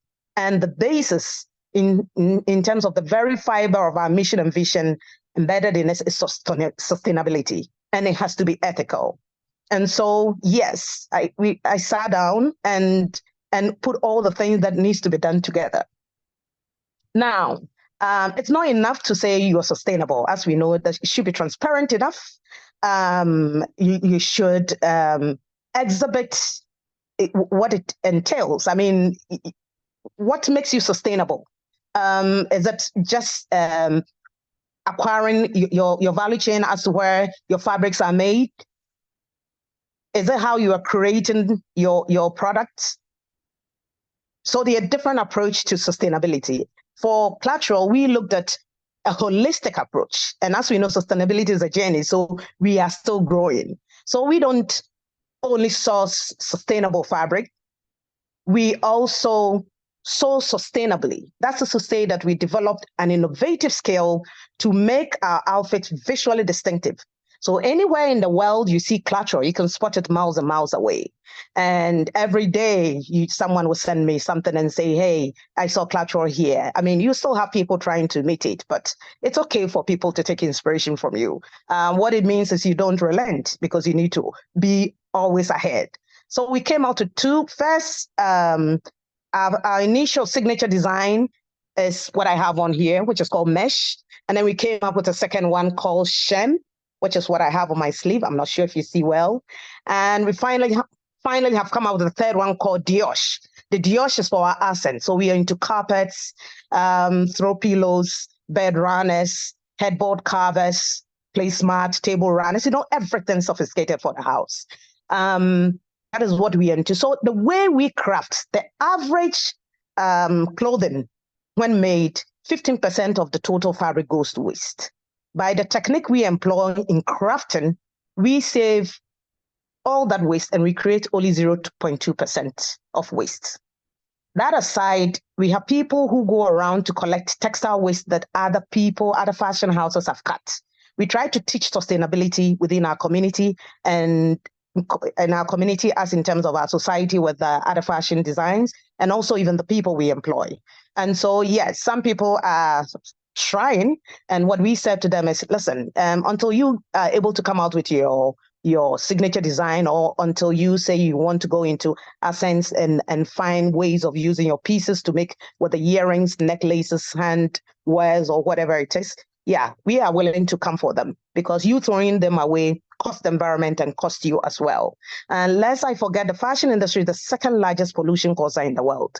It's something that we really underlook, but the damage that fashion causes the environment, it's something that we don't want to know. So globally, yes, brands that are eco-friendly and environmentally conscious are taking the lead, and that's exactly what I wanted to do, and we've been able to achieve to a large extent, as it were, and being female focused, for which I moved from be in the formal sector to semi-informal sector. We have it in our employment, that 75% of our employees need to be females. Yes, persons with disability, we have 2% reservation for them. And then the rest, of course, are lovable men who are our partners in all that we do, to make it balance and as an ecosystem. We're doing very well. As I'm talking to you now, it's really not easy balancing. Interestingly, as I'm talking to you now, I have a team from the city vet of Ghana in my office waiting. I needed to step out and come and do my session. At the same time, we have the annual general meeting of pharmacy going on in another town. I am in Accra, which I need to be online at the same time. So none of these is easy, but it is doable. As my sister said, and sweet, please don't cry, and it's okay to cry. It's good you didn't show your face. It's okay. I think that we all jump a lot of hurdles, and the interesting thing is we do have enough power in us. It's a sign of growth, as you rightly said, and it is jumpable. Allow me to use the word. It is doable, whichever way we face it, because we are so powerful as women. I don't even want to sound biased here, because we have a fantastic male partner who delivered so fantastically from the SA counseling. And yes, through it all, yeah, Ghana, as said, we have few challenges, I would say, as an entrepreneur, and it's always been a form of payment. It's a big deal, because when people are buying online, everybody wants to ensure that it's safe to put your credit card details there and all of that. And the well-known platform or good old link that we all know, and a lot of people outside in the globe know, is PayPal. So if you're building a global brand like we have done, it means you must have access to PayPal. But if you're registered in Ghana, you can't get PayPal. So these are some of the things that caused us to get registration elsewhere. For instance, we are registered in the United States.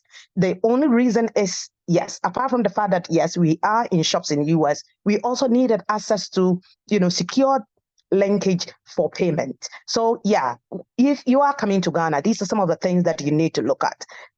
Almost every other thing is good, but practically, how to receive your payment. In Ghana, it's okay. But if someone, for instance, if you bring your goods to Ghana, like you said, is the center of the world. And so you may have a guest from UK, Italy, US, assessing your product. How are they going to pay? So you need all forms of payment, secure payments available. So you need what we call the mobile money, transfer onto your mobile, whether it's Wave, Ripmate. And the interesting thing is, if you're not careful, people will take things off the shelf and get to your payment, the cashier, before they realize they can't pay. And it's quite embarrassing, and you would lose clients. And so, yes, you need to put in place all forms of payment, whether taking cash, whether it's transfer into a foreign account, it's transfer into a local account, whether it's card payment, whether it's online. You need several modes of payment, because you're going to meet different kinds of people. And that is something that you need to note. Also, coming to Ghana, you are a step away to going global, or you may already be global. And so whatever you bring in, I think that the emphasis on sustainability, running through your package, your production, and of course, communicating it rightly, whether as a label or whatever. It's very, very important, because people are looking out for these, and these give you added value.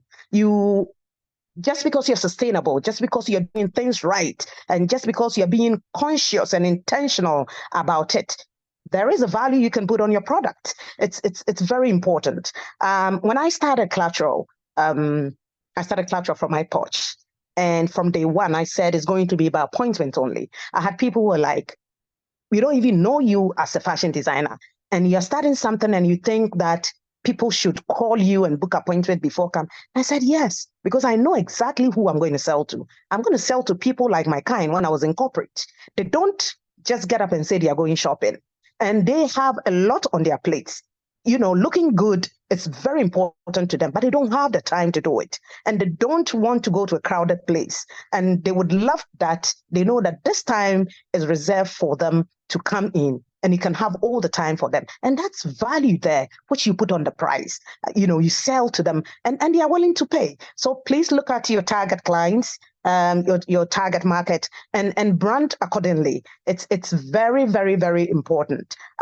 People may say Clatural is expensive. Others say, no, it's not expensive. It's the value of what it is. And definitely that is what it is. I don't think there is anything expensive. It is the value of something that if you don't know, you may think it is. So if you find out the value, you may know that something that you may think was expensive is actually even affordable.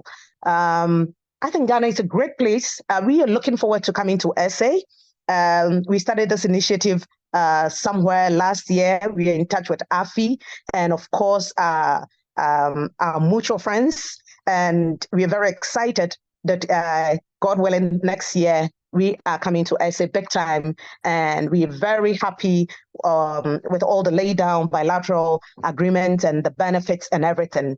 And we're also looking forward to having more of our colleague entrepreneurs come to Ghana.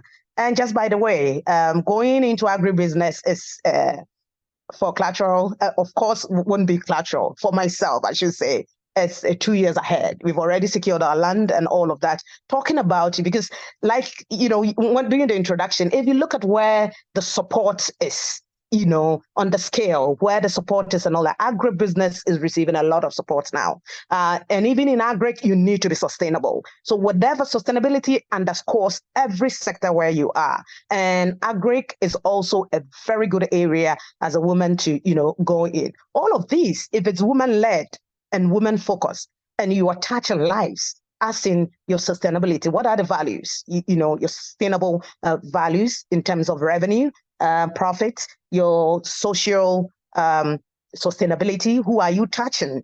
And then, of course, your environmental sustainability. So whatever you're doing, if you have all these three underscored, you are boom to go as a woman or as a male and as a business. I think that I will end my session by saying that it's brilliant. I find this session very, very interesting. And thank you for the opportunity to learn and to share my story. And I will wait for questions as the session continues. Thank you once again.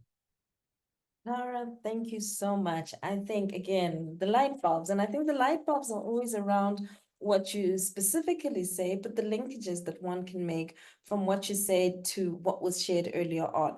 So you're reminding us to do our homework and being willing to learn. So I'm not going to come into Ghana with any preconceived notion of what's going on. But you do make a point around sustainability and defining the language. What I got from that was the idea of also being deliberate about defining the language of sustainability that makes sense for you. As a matter of interest, my designer actually made me an outfit for that mesh, and I'm thinking, oh my goodness, is this something you patented? Is this something that's your IP? So you did start bringing into my mind this idea of, gosh, conversations around IP are very important as you go into different countries to understand the regulations and laws around that and how you're protected. And I know that part of the conversations of the AFCFTA are actually going to be looking at intellectual property and which laws will govern globally and on the continent. I think you're reminding us that, there is a target market that is increasingly looking at or has a capability of spending more. And again, you're also looking not just at the African market, but looking at Africa as a launch pad for globally. You brought to the fore this conversation around e-commerce. And when you say PayPal, I smile because it's not a common platform in South Africa either, but most of the transacting platforms that we're able to access that allow us to move money between countries are not the ones that are traditionally local. So I think we need a Visa and a MasterCard on the conversation in the room with us to start looking at really how do we manage and process transacting a lot better, because what you're raising for me with the need for multiple products and services, there must be a cost of transacting. So whilst it's easy to move money, or it's not, it's regulated that the movement of money is possible, there must be an additional burden of cost of moving that money, given how the transacting requires a lot of little fintech solutions. So that's something that got me thinking. And I guess the idea of understanding the target market is important in terms of branding. So, we had this conversation around how local brands, for instance, in South Africa, I talk about traditionally ShopRite and Pick n Pay, or ShopRite is positioned in a South African market versus how it's positioned on the rest of the continent, being very different in terms of the experience and how it's positioned as premier and not necessarily so in the local market. So understanding branding locally and then how it's going to land for the target markets that you have externally. You ended up the conversation with telling us that your 2-year pipeline is around agribusiness, having secured land. But if I recall the conversation with Mamuda Osman earlier, I think part of the conversation was, or perhaps Maureen, a reminder to us that land tenure is something something that actually does require a little bit of looking into. So I think, again, the conversation around what you've landed around the opportunities, your ability to use your skills, your talents, to identify where the opportunities are, to leverage. You started off the conversation by saying that being a woman is helpful.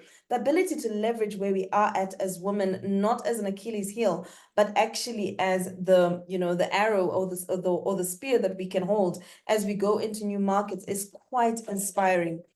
I am going to take that idea of going into new markets to position the next speaker, who is a South African condiment manufacturing outfit that was established in 2016. It is a husband and wife initiative. And I think that one of the areas that I was studying early in enterprise development was this idea of family-owned businesses. So I'm always excited when we are able to have family-owned businesses in our conversations, because I really think that that's the heart of where many businesses are formed, but also a growth opportunity that is typically not leveraged because it's sometimes frowned upon.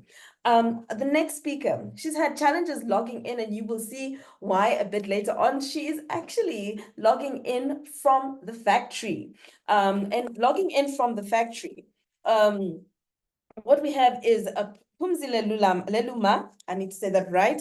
Phumzile Nkoma-Leluma is part owner of Makhamisa Foods, which is a South African condiment manufacturer. And for me, it excites me to have them on board in this conversation. Rather, it excites me to have Phumzile on board in this conversation. I'm going to tell you why.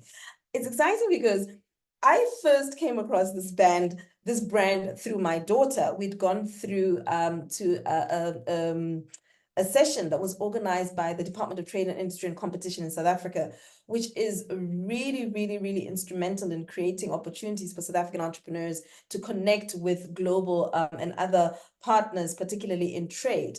And they'd organized a session, I think it was with Cote d'Ivoire and South Africa. And my daughter came home and she brought home a 6-pack of chili sauces. And she said, this one is my favorite one. And literally, it's something that now has to be in my house. You can see I'm a big supporter of local products and products that we enjoy from around the world. But she was so adamant that this taste of condiment, and it's like a chili sauce in other countries, pili pili, in other countries, chili sauce, condiment that you put on your food. And I think what was exciting was to see a locally grown brand that had such great appeal. In a conversation before we came online, Phumzile was lamenting that sometimes, you know, she was quoting from an African proverb that, you know, sometimes you're not, and I think a hero is not celebrated in their own town or in their own country, and they tend to be celebrated elsewhere. And what this opportunity represents is the ability for us to, you know, to demonstrate or to share with the audience who some of these entrepreneurs are in our local environment and context. I did share about the DTIC, the Department of Trade and Industry in South Africa, but I'm also sharing that because I think part of the journey of doing agribusiness in South Africa or scaling up business in South Africa is greatly supported by some of the development support that has been initiated either by government or private sector partners. But what I would like to do right now is to introduce Phumzile to come and have a conversation around Makhamisa Foods, what they're doing. I know they got certified recently and they are likely ready to start exporting. And I said to her, listen, I hope that your call to action at the end of this conversation is distributors, please, because I think the taste of her product, if I'm going to be the one who's saying, it is amazing, but I know that wherever they've gone on trade fairs, globally, locally, it is an absolute hit. Tell us a little bit more about your journey, entrepreneurship, agribusiness. What is the opportunity in South Africa? What would you, what would you say or share with people who are going onto this journey, wanting to come into South Africa to do agribusiness? What are the opportunities in your personal context for collaboration with you locally, in the AFCTA, and globally? Phumzile, loving that you're in the factory. Working hard. Always, you are always working hard. I always see her and her husband latest updates, and you've got this one phrase. I'm going to share it here because it gives me light, and you share it every single day. Wanting nothing, needing nothing is having everything. Please share that. Yes, oh my God, needing nothing is having everything. Oh my gosh. I think that's how I'm going to introduce Rehema, you. you Outlook are, that you have in life. you are very attentive. I love that. I love that. Thank you so much. And that just is very resonant of who we are and who I am as a person. You know, I need nothing, and it's not from a position of opulence or anything of that nature. It's just a position of being really grateful and thankful for everything that we have and what we have not, you know. So it's basically me trying to give off myself to the people. So my name is Phumzile Nkoma-Leluma, as Rehema has alluded. I'm in business with my husband, Terence, and I call him Han. It's very strange for me to, you know, to be heard saying Terence. I hardly do. So even people, our business partners, have gotten used to me saying Han, and it's like, get used to it, please. So in any event, we started this journey. Can I just sit in a better place? I think I'm facing against the light, so apologies for that. So we started the journey in 2015. I don't have a presentation, I apologize, but I'll just free flow. 2015 was when we were bootstrapping. So we used to go to family markets. We used to, you know, sell from the back of our boots. So anytime I would see a flame or like a smoke where they're frying meat, you know, I would definitely stop and present the bottle of what I saw as the best sauce ever, you know, best relish. So the relish started from home, and my father used to make it, and we just took it up, and he gave us our blessings. And my husband is a serial entrepreneur, so it was easy for my dad to say, oh no, turn it into a business. I know nothing about business or anything. So yeah, no, you have my blessings. And we took it up. And from the following week thereafter, we were developing in the kitchen. So we basically bought everything from kitchen scales to pipettes to measuring everything. Like my husband is a varsity, a third year dropout at varsity. So he used to do biochem, and you know, so he knew all of those things of what we needed to get. I knew nothing. I was you know, I'm an honors student, corresponded through UNISA, and basically what I know is business, and you know, what makes sense and what gives us money and all of that, you know. So it was a marriage made in heaven, because honestly, with his expertise and with my little knowledge and you know, my education background, it was easy for us to just say, okay, let's work together, let's do this. And he's an easy person to work with, even though sometimes, you know, you do want to kill him. You know, I just want to just strangle him a little bit. But I wouldn't have it any other way. He's the best partner I've ever had. And so we registered the company in 2016 once we had a contract manufacturer. And the contract manufacturer walked the journey with us. We were growing very quickly, because our job was basically to go out there in the market and make sure that our relish moves. You know, it was relishes and sauces. And we had, let me say, in the region of almost about 80 clients at the time. So it was your township eateries, you know, we would go anywhere and everywhere. I mean, there was no place where I couldn't go. And even when I didn't even know the places, I don't know Alexandra, it's a township in Joburg. But I stopped at one stage, because there was music, there was people having drinks and enjoying this. I was like, no, my product has to be here. So I got out of the car and I presented it, and I had a client. So that's how we used to do it with my husband. And he used to be the driver, drop off, and I used to be the accounts lady who does invoices and delivery notes and everything else, and filing and So it was, like I'm saying, it was really great to work with him and all of that. So I had 2 jobs at the time. I was still working for a property company. So I was a property manager for all my life up until I moved to Makhamisa. So I used to go, work for different companies, property companies. So that's my background. But when I came over here, I became the supply chain executive. And I learned a whole lot of new things and all of that. But I was a jack of all trades because, obviously you have to be hands-on on every single thing, on every part of the business. So I'm in finance, I'm in R&D. Now we are developing recipes and new products. So it's a lot. I'm juggling, but I'm excited about it. It's an exciting journey, and being in it with my better half.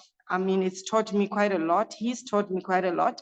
He's been in business forever in a day, so obviously I would learn quite a lot. And I sit on various boards. So I sit on African Progressive Women Board as well. So that is, so it's just women, getting their products everywhere and or their services as well. So basically that's me in a nutshell. And so we are situated in okay, this is how our journey started. So in 2015, bootstrapping, all of that. 2016, we registered the company, and then we went out to seek for funding after an offtake from famous brands who does Debonair's Pizza, who does Steers, Ten and Tender, Wimpy, and all of that. So we used to make sauces for them until last year. So last year, basically, they told us they're not going to be renewing our contract. We had been with them for 4 years since that time, and it was really a bittersweet period in our life. And we said, geez, we've got to think of something else. But before then, so we went out for funding in 2016. No, in fact, in 2017, we went out for funding at the IDC. And then we went to the DTIC. So the DTIC, it's grant funding. The IDC, it's loans and soft loans and all of that.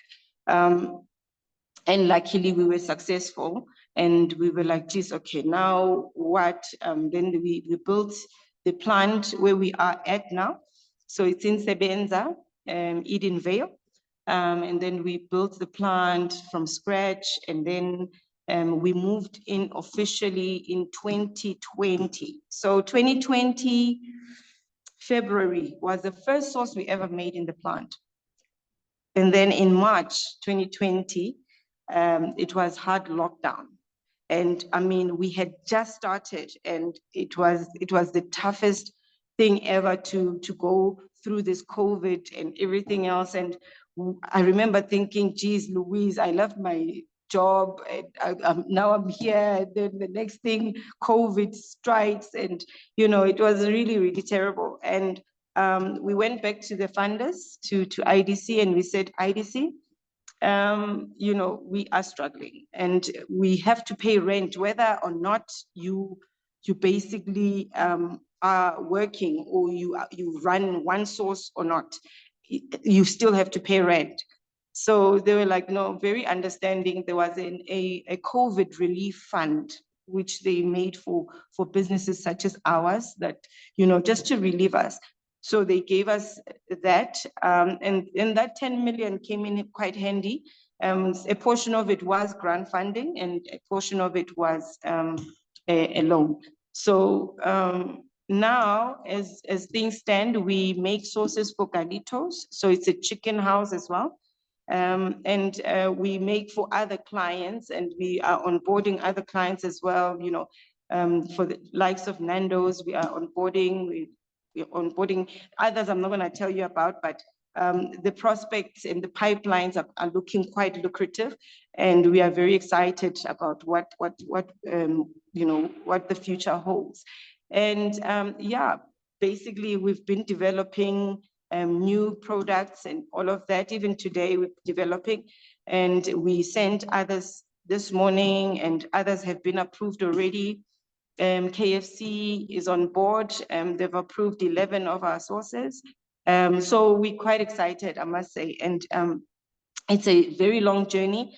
And you know, when I got a call that Ghana is actually a possibility, I was ecstatic, because I spoke to some lady at one of the events at the Innovation Hub, and she was like, come to Ghana, you know, Ghana is, you know, is a place to be and all of that. And I was like, oh yeah, oh, okay. But, you know, I didn't even follow it up or anything. She gave me her contact. Unfortunately, I didn't follow it up, but you know, she told me she's very, very busy, but she will make time for me. So this opportunity, it brings a lot of other things, you know, and I mean, there's a lot of places and spaces where we go and I meet up with a lot of lucrative businesses and people that want to actually import, or, you know, they want us to export our products and all of that. And there would be synergies and stuff like that. So, you know, so I'm quite excited about the journey ahead. And thank you so much, ladies, for thinking of us. And we are very keen. We are very, very keen. I can't tell you anything else. Thank you very much. I'm looking forward to this opportunity to actually take our products global. So we are FSSC 22,000 accredited. Our facility is in an immaculate, what do you call it? Okay, I'll just say it's just in a state, like it's a global stage, you know. If you can come and see what we do here, you know, it would be very, very welcome. And also, we do take on smaller, you know, clients as well that, you know, they want, maybe, let's say you've got a sauce or you've got something, but you've got a market, and then we can make for you. There's a minimum order quantity, obviously. We are kosher and halal certified as well. And you know what, what's the closest thing to my heart right now is basically if we as, you know, Black people and people of color, we can group ourselves and make sure that we buy from us. You know, we buy from people that have, they say, you know, this was said in the group. I really support that. I support that our products have an emblem or something that says you can buy this. You are buying Black. When you buy this, you are buying your own. You're buying from people, you know, that look like you. And I think that would be the Africa that I would love to see. Thank you so much. Thanks for the platform. Sure. Wow, Phumzile, I am so inspired by yours and Terence's journey. I think all of us around this platform who are entrepreneurs, it's stories like this, I think, that always keep you going, right? Seeing how other people started their journey, how they've grown from bootstrapping, starting very small. I think Maureen is the one who had the quote around, you know, start small but have big dreams, and how those dreams then come to fruition, I think, is a very inspiring journey. I think this idea that you've had around how you've grown your brand, how you've, you know, I mean, entrepreneurship is about just hitting the streets, right? If you don't hit the streets, you're never going to grow in terms of getting your business out there, growing from one customer to many customers, to the funding. I think you've talked about the entire areas from an ecosystem perspective around supporting your business growth, and we wish you more and more and more and more. I love your closing comments around how we support each other. I think the founding principle around Womanomics is particularly around how, as women, if we support and work together, if we find opportunities within our value chains where we can actually work together, I think there'll be exponential growth. I think as an African continent, if we don't think like that, we're never going to grow. We're going to, the idea of, whether you call it the AFCFTA, whatever you want to call it, but this idea of working together as a unified continent that hums and can engage more dominantly, I think, with the rest of the world will just remain an idea because we're actually not making it practical. And I think the way that your journey has started, and I think the opportunities that you are saying you're looking for is amazing. To be FSSC 22,000 is a big deal because that means you are actually ready for global engagement. So I think your call to action, like Rehema said right at the beginning, is really around saying those that are around this platform, where the opportunities that Phumzile's business can actually grow. They're looking for growth. They're looking to partner with other people. They're appreciating that. It's about working together, buying from each other, supporting each other for us to be able to grow. So I think thank you very much for that perspective of where you are as a business, where you started, and really just putting it out there that, you know, we're here, we've grown, we've got world-class facilities. Clara was saying it earlier, that say just because you want to come and do business in Ghana, you can't come here and want to be Mickey Mouse here. You have to be world standard. And I think you're proving the journey of being world standard and now saying, right, how do I go out? How do I go out to everybody? So thank you for that. Everyone, apologies, we're running a little bit late. I think if you can indulge us another 5 minutes, so that we can just wrap up the conversation. What I do want to do is just to open up any opportunities for questions that people might have so that we don't lose some of the questions that people had. I know that there were some in the chat, but if people would like to ask a question, perhaps you can put your hand up or put your mic on or your camera on. So I know you want to ask a question so that we can at least have an opportunity to ask, even if it's one or two questions, that we don't leave you without being able to ask a question. We still have Maureen on, we still have Clara on, we still have Phumzile on, we still have Mamuda on. So thank you very much for indulging us, our speakers. If we can just have anybody that's got any questions before we fire on any questions, I think we will take those. Does anybody have a question? Yes, I do have a question. My Hello. name is Mutsidisi. Oh, Hello. it's just that I didn't change my name. No problem. My name is Mutsidisi. I kept on falling. So I'm just wondering, when it comes to the first speaker around the contacts with regard to the officer that will assist when somebody wants to start to engage with the Ghana when it comes to business opportunities, I did write there that I am into sorghum. I've started to deal with sorghum. So I know with food, there are standards and all that. I'm just new into the whole thing that one needs to comply with. So if we could get the contact details of the officer that we will reach out to when we want to start doing business with Ghana. And when it comes to sorghum, and I just want to find out, do you have a way of vetting people who are doing business? Like for argument's sake, if I have to do business, will the officer be vetting the people that I'll be dealing business with, or how will it work? I need to know them myself and just ask for assistance for paperwork. And then also the contacts for WIB. And then I'm just taking an advantage of the platform to say, is there anyone who knows where I can get potato starch? I know it might not be in Ghana. I'm talking to the South African people here. Do you know? Yeah. Okay, that's 4 questions. So I think our first speaker, Mamuda, I think the first 3 are directed at you, which is really around, she's interested in doing business outside of South Africa. She's focused on sorghum. What is the channel of engagement, I suppose, through you that she needs to engage with to be able to support that, and also supporting the connections with potential opportunities on the other side. And then the last question is directed really at Maureen around the women in business. I don't know if that's that was more around the idea of women in business, or that it's a particular organization. So I'll just get it to confirm. Yeah, if they have events that I can, start to attend. She spoke about women in business in Ghana. Sure. Okay. Just a way of starting to share knowledge and just, just when you get to know people, when you are closer to them, you become comfortable and. Yeah. Okay. Mr. Mamuda, if you can attend to those first questions around how to navigate doing business in Ghana. Well, Lebo, thank you very much. Before I attend her question, let me congratulate the other speakers. It's been very refreshing listening to them from here. I think these are women that, I mean, were speaking out of experience, and I like the passion that with which they were talking. Very audible as well. Congratulations, ladies.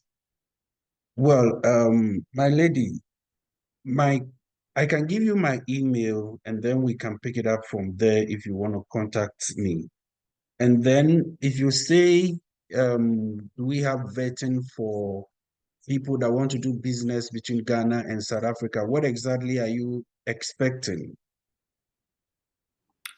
It's like, are these people known? You know, in South Africa, I would know mechanisms of checking whether somebody does exist.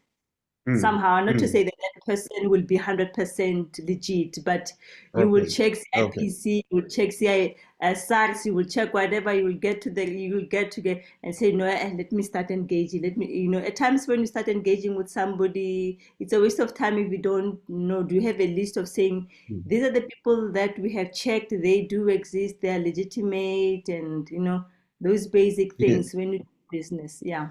Yes, I get your point. I think you shouldn't have a problem. Anytime you want to do business with somebody in Ghana, just get the details of the person, forward it to the High Commission, and it will be brought to my desk for us to check the background. We call it background check. I mean, to check the background of the person so that before you step into any transaction with the person, you are confident of who you are dealing with. So when you engage anybody, feel free to give us the contact details, and then we will do the background checks for you. And then you talked about your intention to export sorghum to Ghana. Well, now it's a free market. It's an open market. Ghana also cultivates a lot of sorghum. If South Africa has and you want to export, you need to be sure of who your buyer in Ghana is going to be. And of course, like Clara did say, I agree with her that we do also have global standards. So you need to be sure that what you are sending to Ghana, at least, is fit for consumption and meets international standards. Other than that, you can send anything, provided you have the market.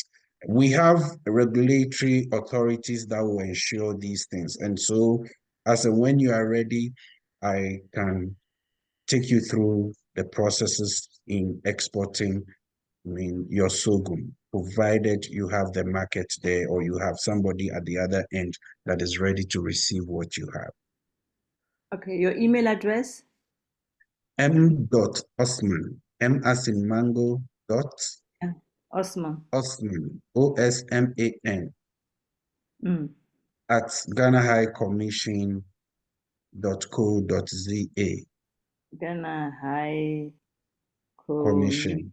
One word. Yeah. .co.za. Chat. Rehema just put it in the chat. Oh, okay, there. Okay, good. And I think it will be on your, is it on your slides also, Mamuda? I think it's yes, there, right? it's on my slide. So when I send you, we'll have we share them. Yeah. Thank you. Okay. Thank you so much for that. Maureen, there was a question around women in business events in Ghana. Is there anything you can share around that? Thank you very much. I appreciate it. We in Ghana, there are several women in business associations and networks.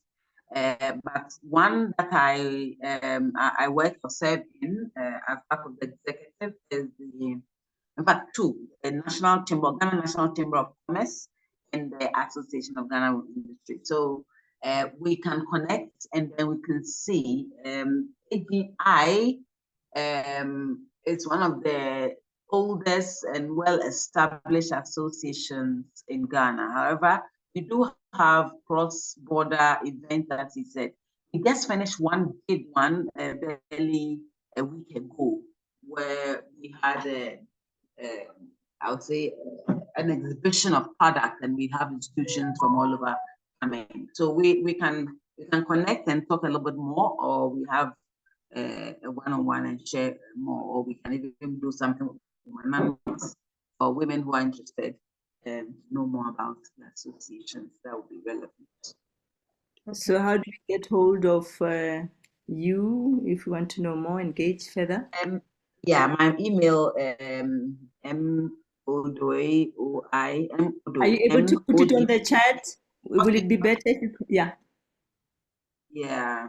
So as I said, there are a lot of groups, but because of the scale and what you're going to be going through, you're going to find very reputable, established, well-governed institutions to work with, so that the quality of people who are coming and you engage with, as our senior man was saying, it will not lead you into issues. We want some authenticity, reputation, and also trust. So that's what I would say. There are several that you have to make sure you can do. For the ones I'm in, I'm able to give you information. I'll share my contacts. Yeah. So what we'll do is, I think, is after this, Maureen, we'll get them from you, and when we share the recording and the presentations, we'll just also attach that to the message. So we'll just confirm that for you, and then just make sure that everybody has that. That is helpful. Thank you very much. And there was something else to talk about. I think the sorghum export or import. Yeah, we'll also be able to share some thoughts after you finish with the clearing from Mr. Osman. Yeah. So in terms of people maybe interested in that. Okay, that sounds awesome. So what Maureen is saying once you've sorted out all the requirements for getting into Ghana and doing business in Ghana through the High Commission, then Maureen and her team are able to then help you with assisting and thinking about where markets, potential buyers, which I think would be very helpful. Yeah. What we have done in our previous sessions, and we will ask for people's permission to do that when we send out the email, when we send out everything with the presentations and the recordings, etc. What we've done with other groups, which has worked very well, is to create we ask people to join almost like a WhatsApp group, which really just keeps this community of people wanting to do business in Ghana together. So perhaps if you are then open, we invite you to do it. So we don't put you in the group, we invite you to do it. And if you want to, then it also keeps people who are interested in particular opportunities for Ghana alive. So you'll have the opportunity to join.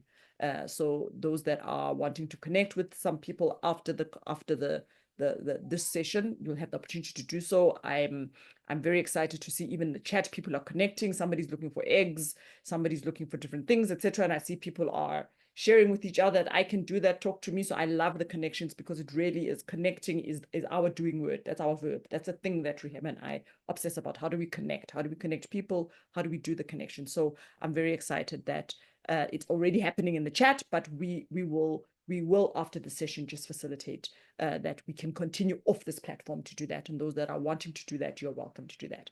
I am cognizant of time. We have run over. It's African time indeed. But I want to respect people's time.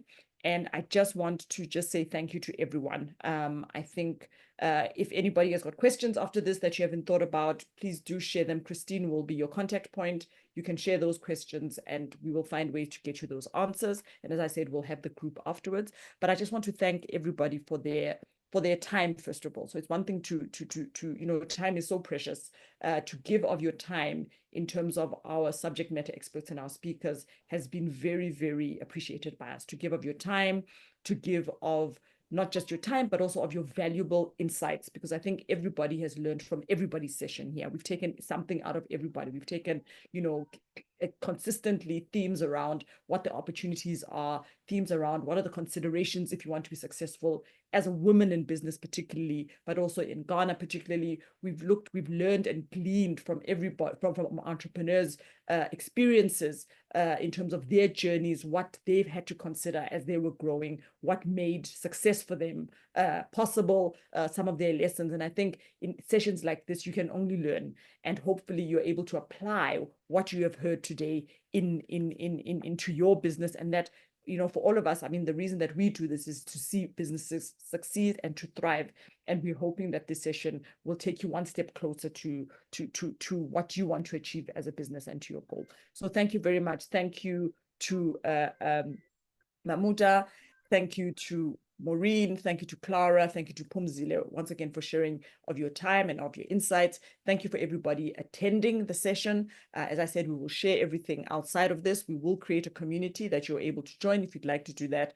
And then we will be having other sessions. So our intention is to have a country focus on trade and how you can be successful as a South African business wanting to trade, and what are the reciprocal business opportunities with women on that side who want to do business with South Africa. I think our next session is, Christine, just correct me, it's next month.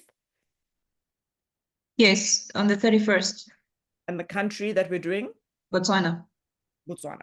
So that's the next country that we're doing will be Botswana. So our journey is to have these once a month. Our objective is to have these once a month, to have a particular country, and we'll be continuing these even into next year. So if you've got interest in doing business in more than one African country, if there's Ghana, if there's other areas that you'd like to do, continue to do business with, please be on the lookout. If you are registered on our platform, so it's Womanomics with an A, womanomics.net. If you can go, perhaps I can type it in here, womanomics.net. .net. If you go onto that platform and register to sign up to be on our database, to be on our distribution list, then every time we have one of these sessions, you'll be able to see what's happening. So thank you very much. Thank you to my co-host, Rehema. I don't know if there's anything that you want to say before we close off. Not at all. Thank you very much, Lebo. I'm covered. Okay, thank you to Christine, who's been in the background. You don't hear her, but I'm sure a lot of you have seen her communication from her around some of the work that we're doing. So thank you for helping to put it together. And yeah, thank you, everyone. Wishing you a beautiful day further. And we look forward to connecting even more. We look forward to doing more business. Our BHAG, a big, hairy, audacious goal as Womanomics, is that if women are half of the population of the continent, then there really is no reason that they're not half of the value creation and the value extraction. So that GDP number that you quoted, Mr. Mamuda, is one that we're saying women must be half of that. They must have half of that. And we might not see it in our lifetime, but all of us around this platform are really building towards that. So thank you very much, and good luck and best of success for all of your businesses. Have a wonderful day. Thank you. Thank you. Have a wonderful day too. Thank you. Thank you. Thank you.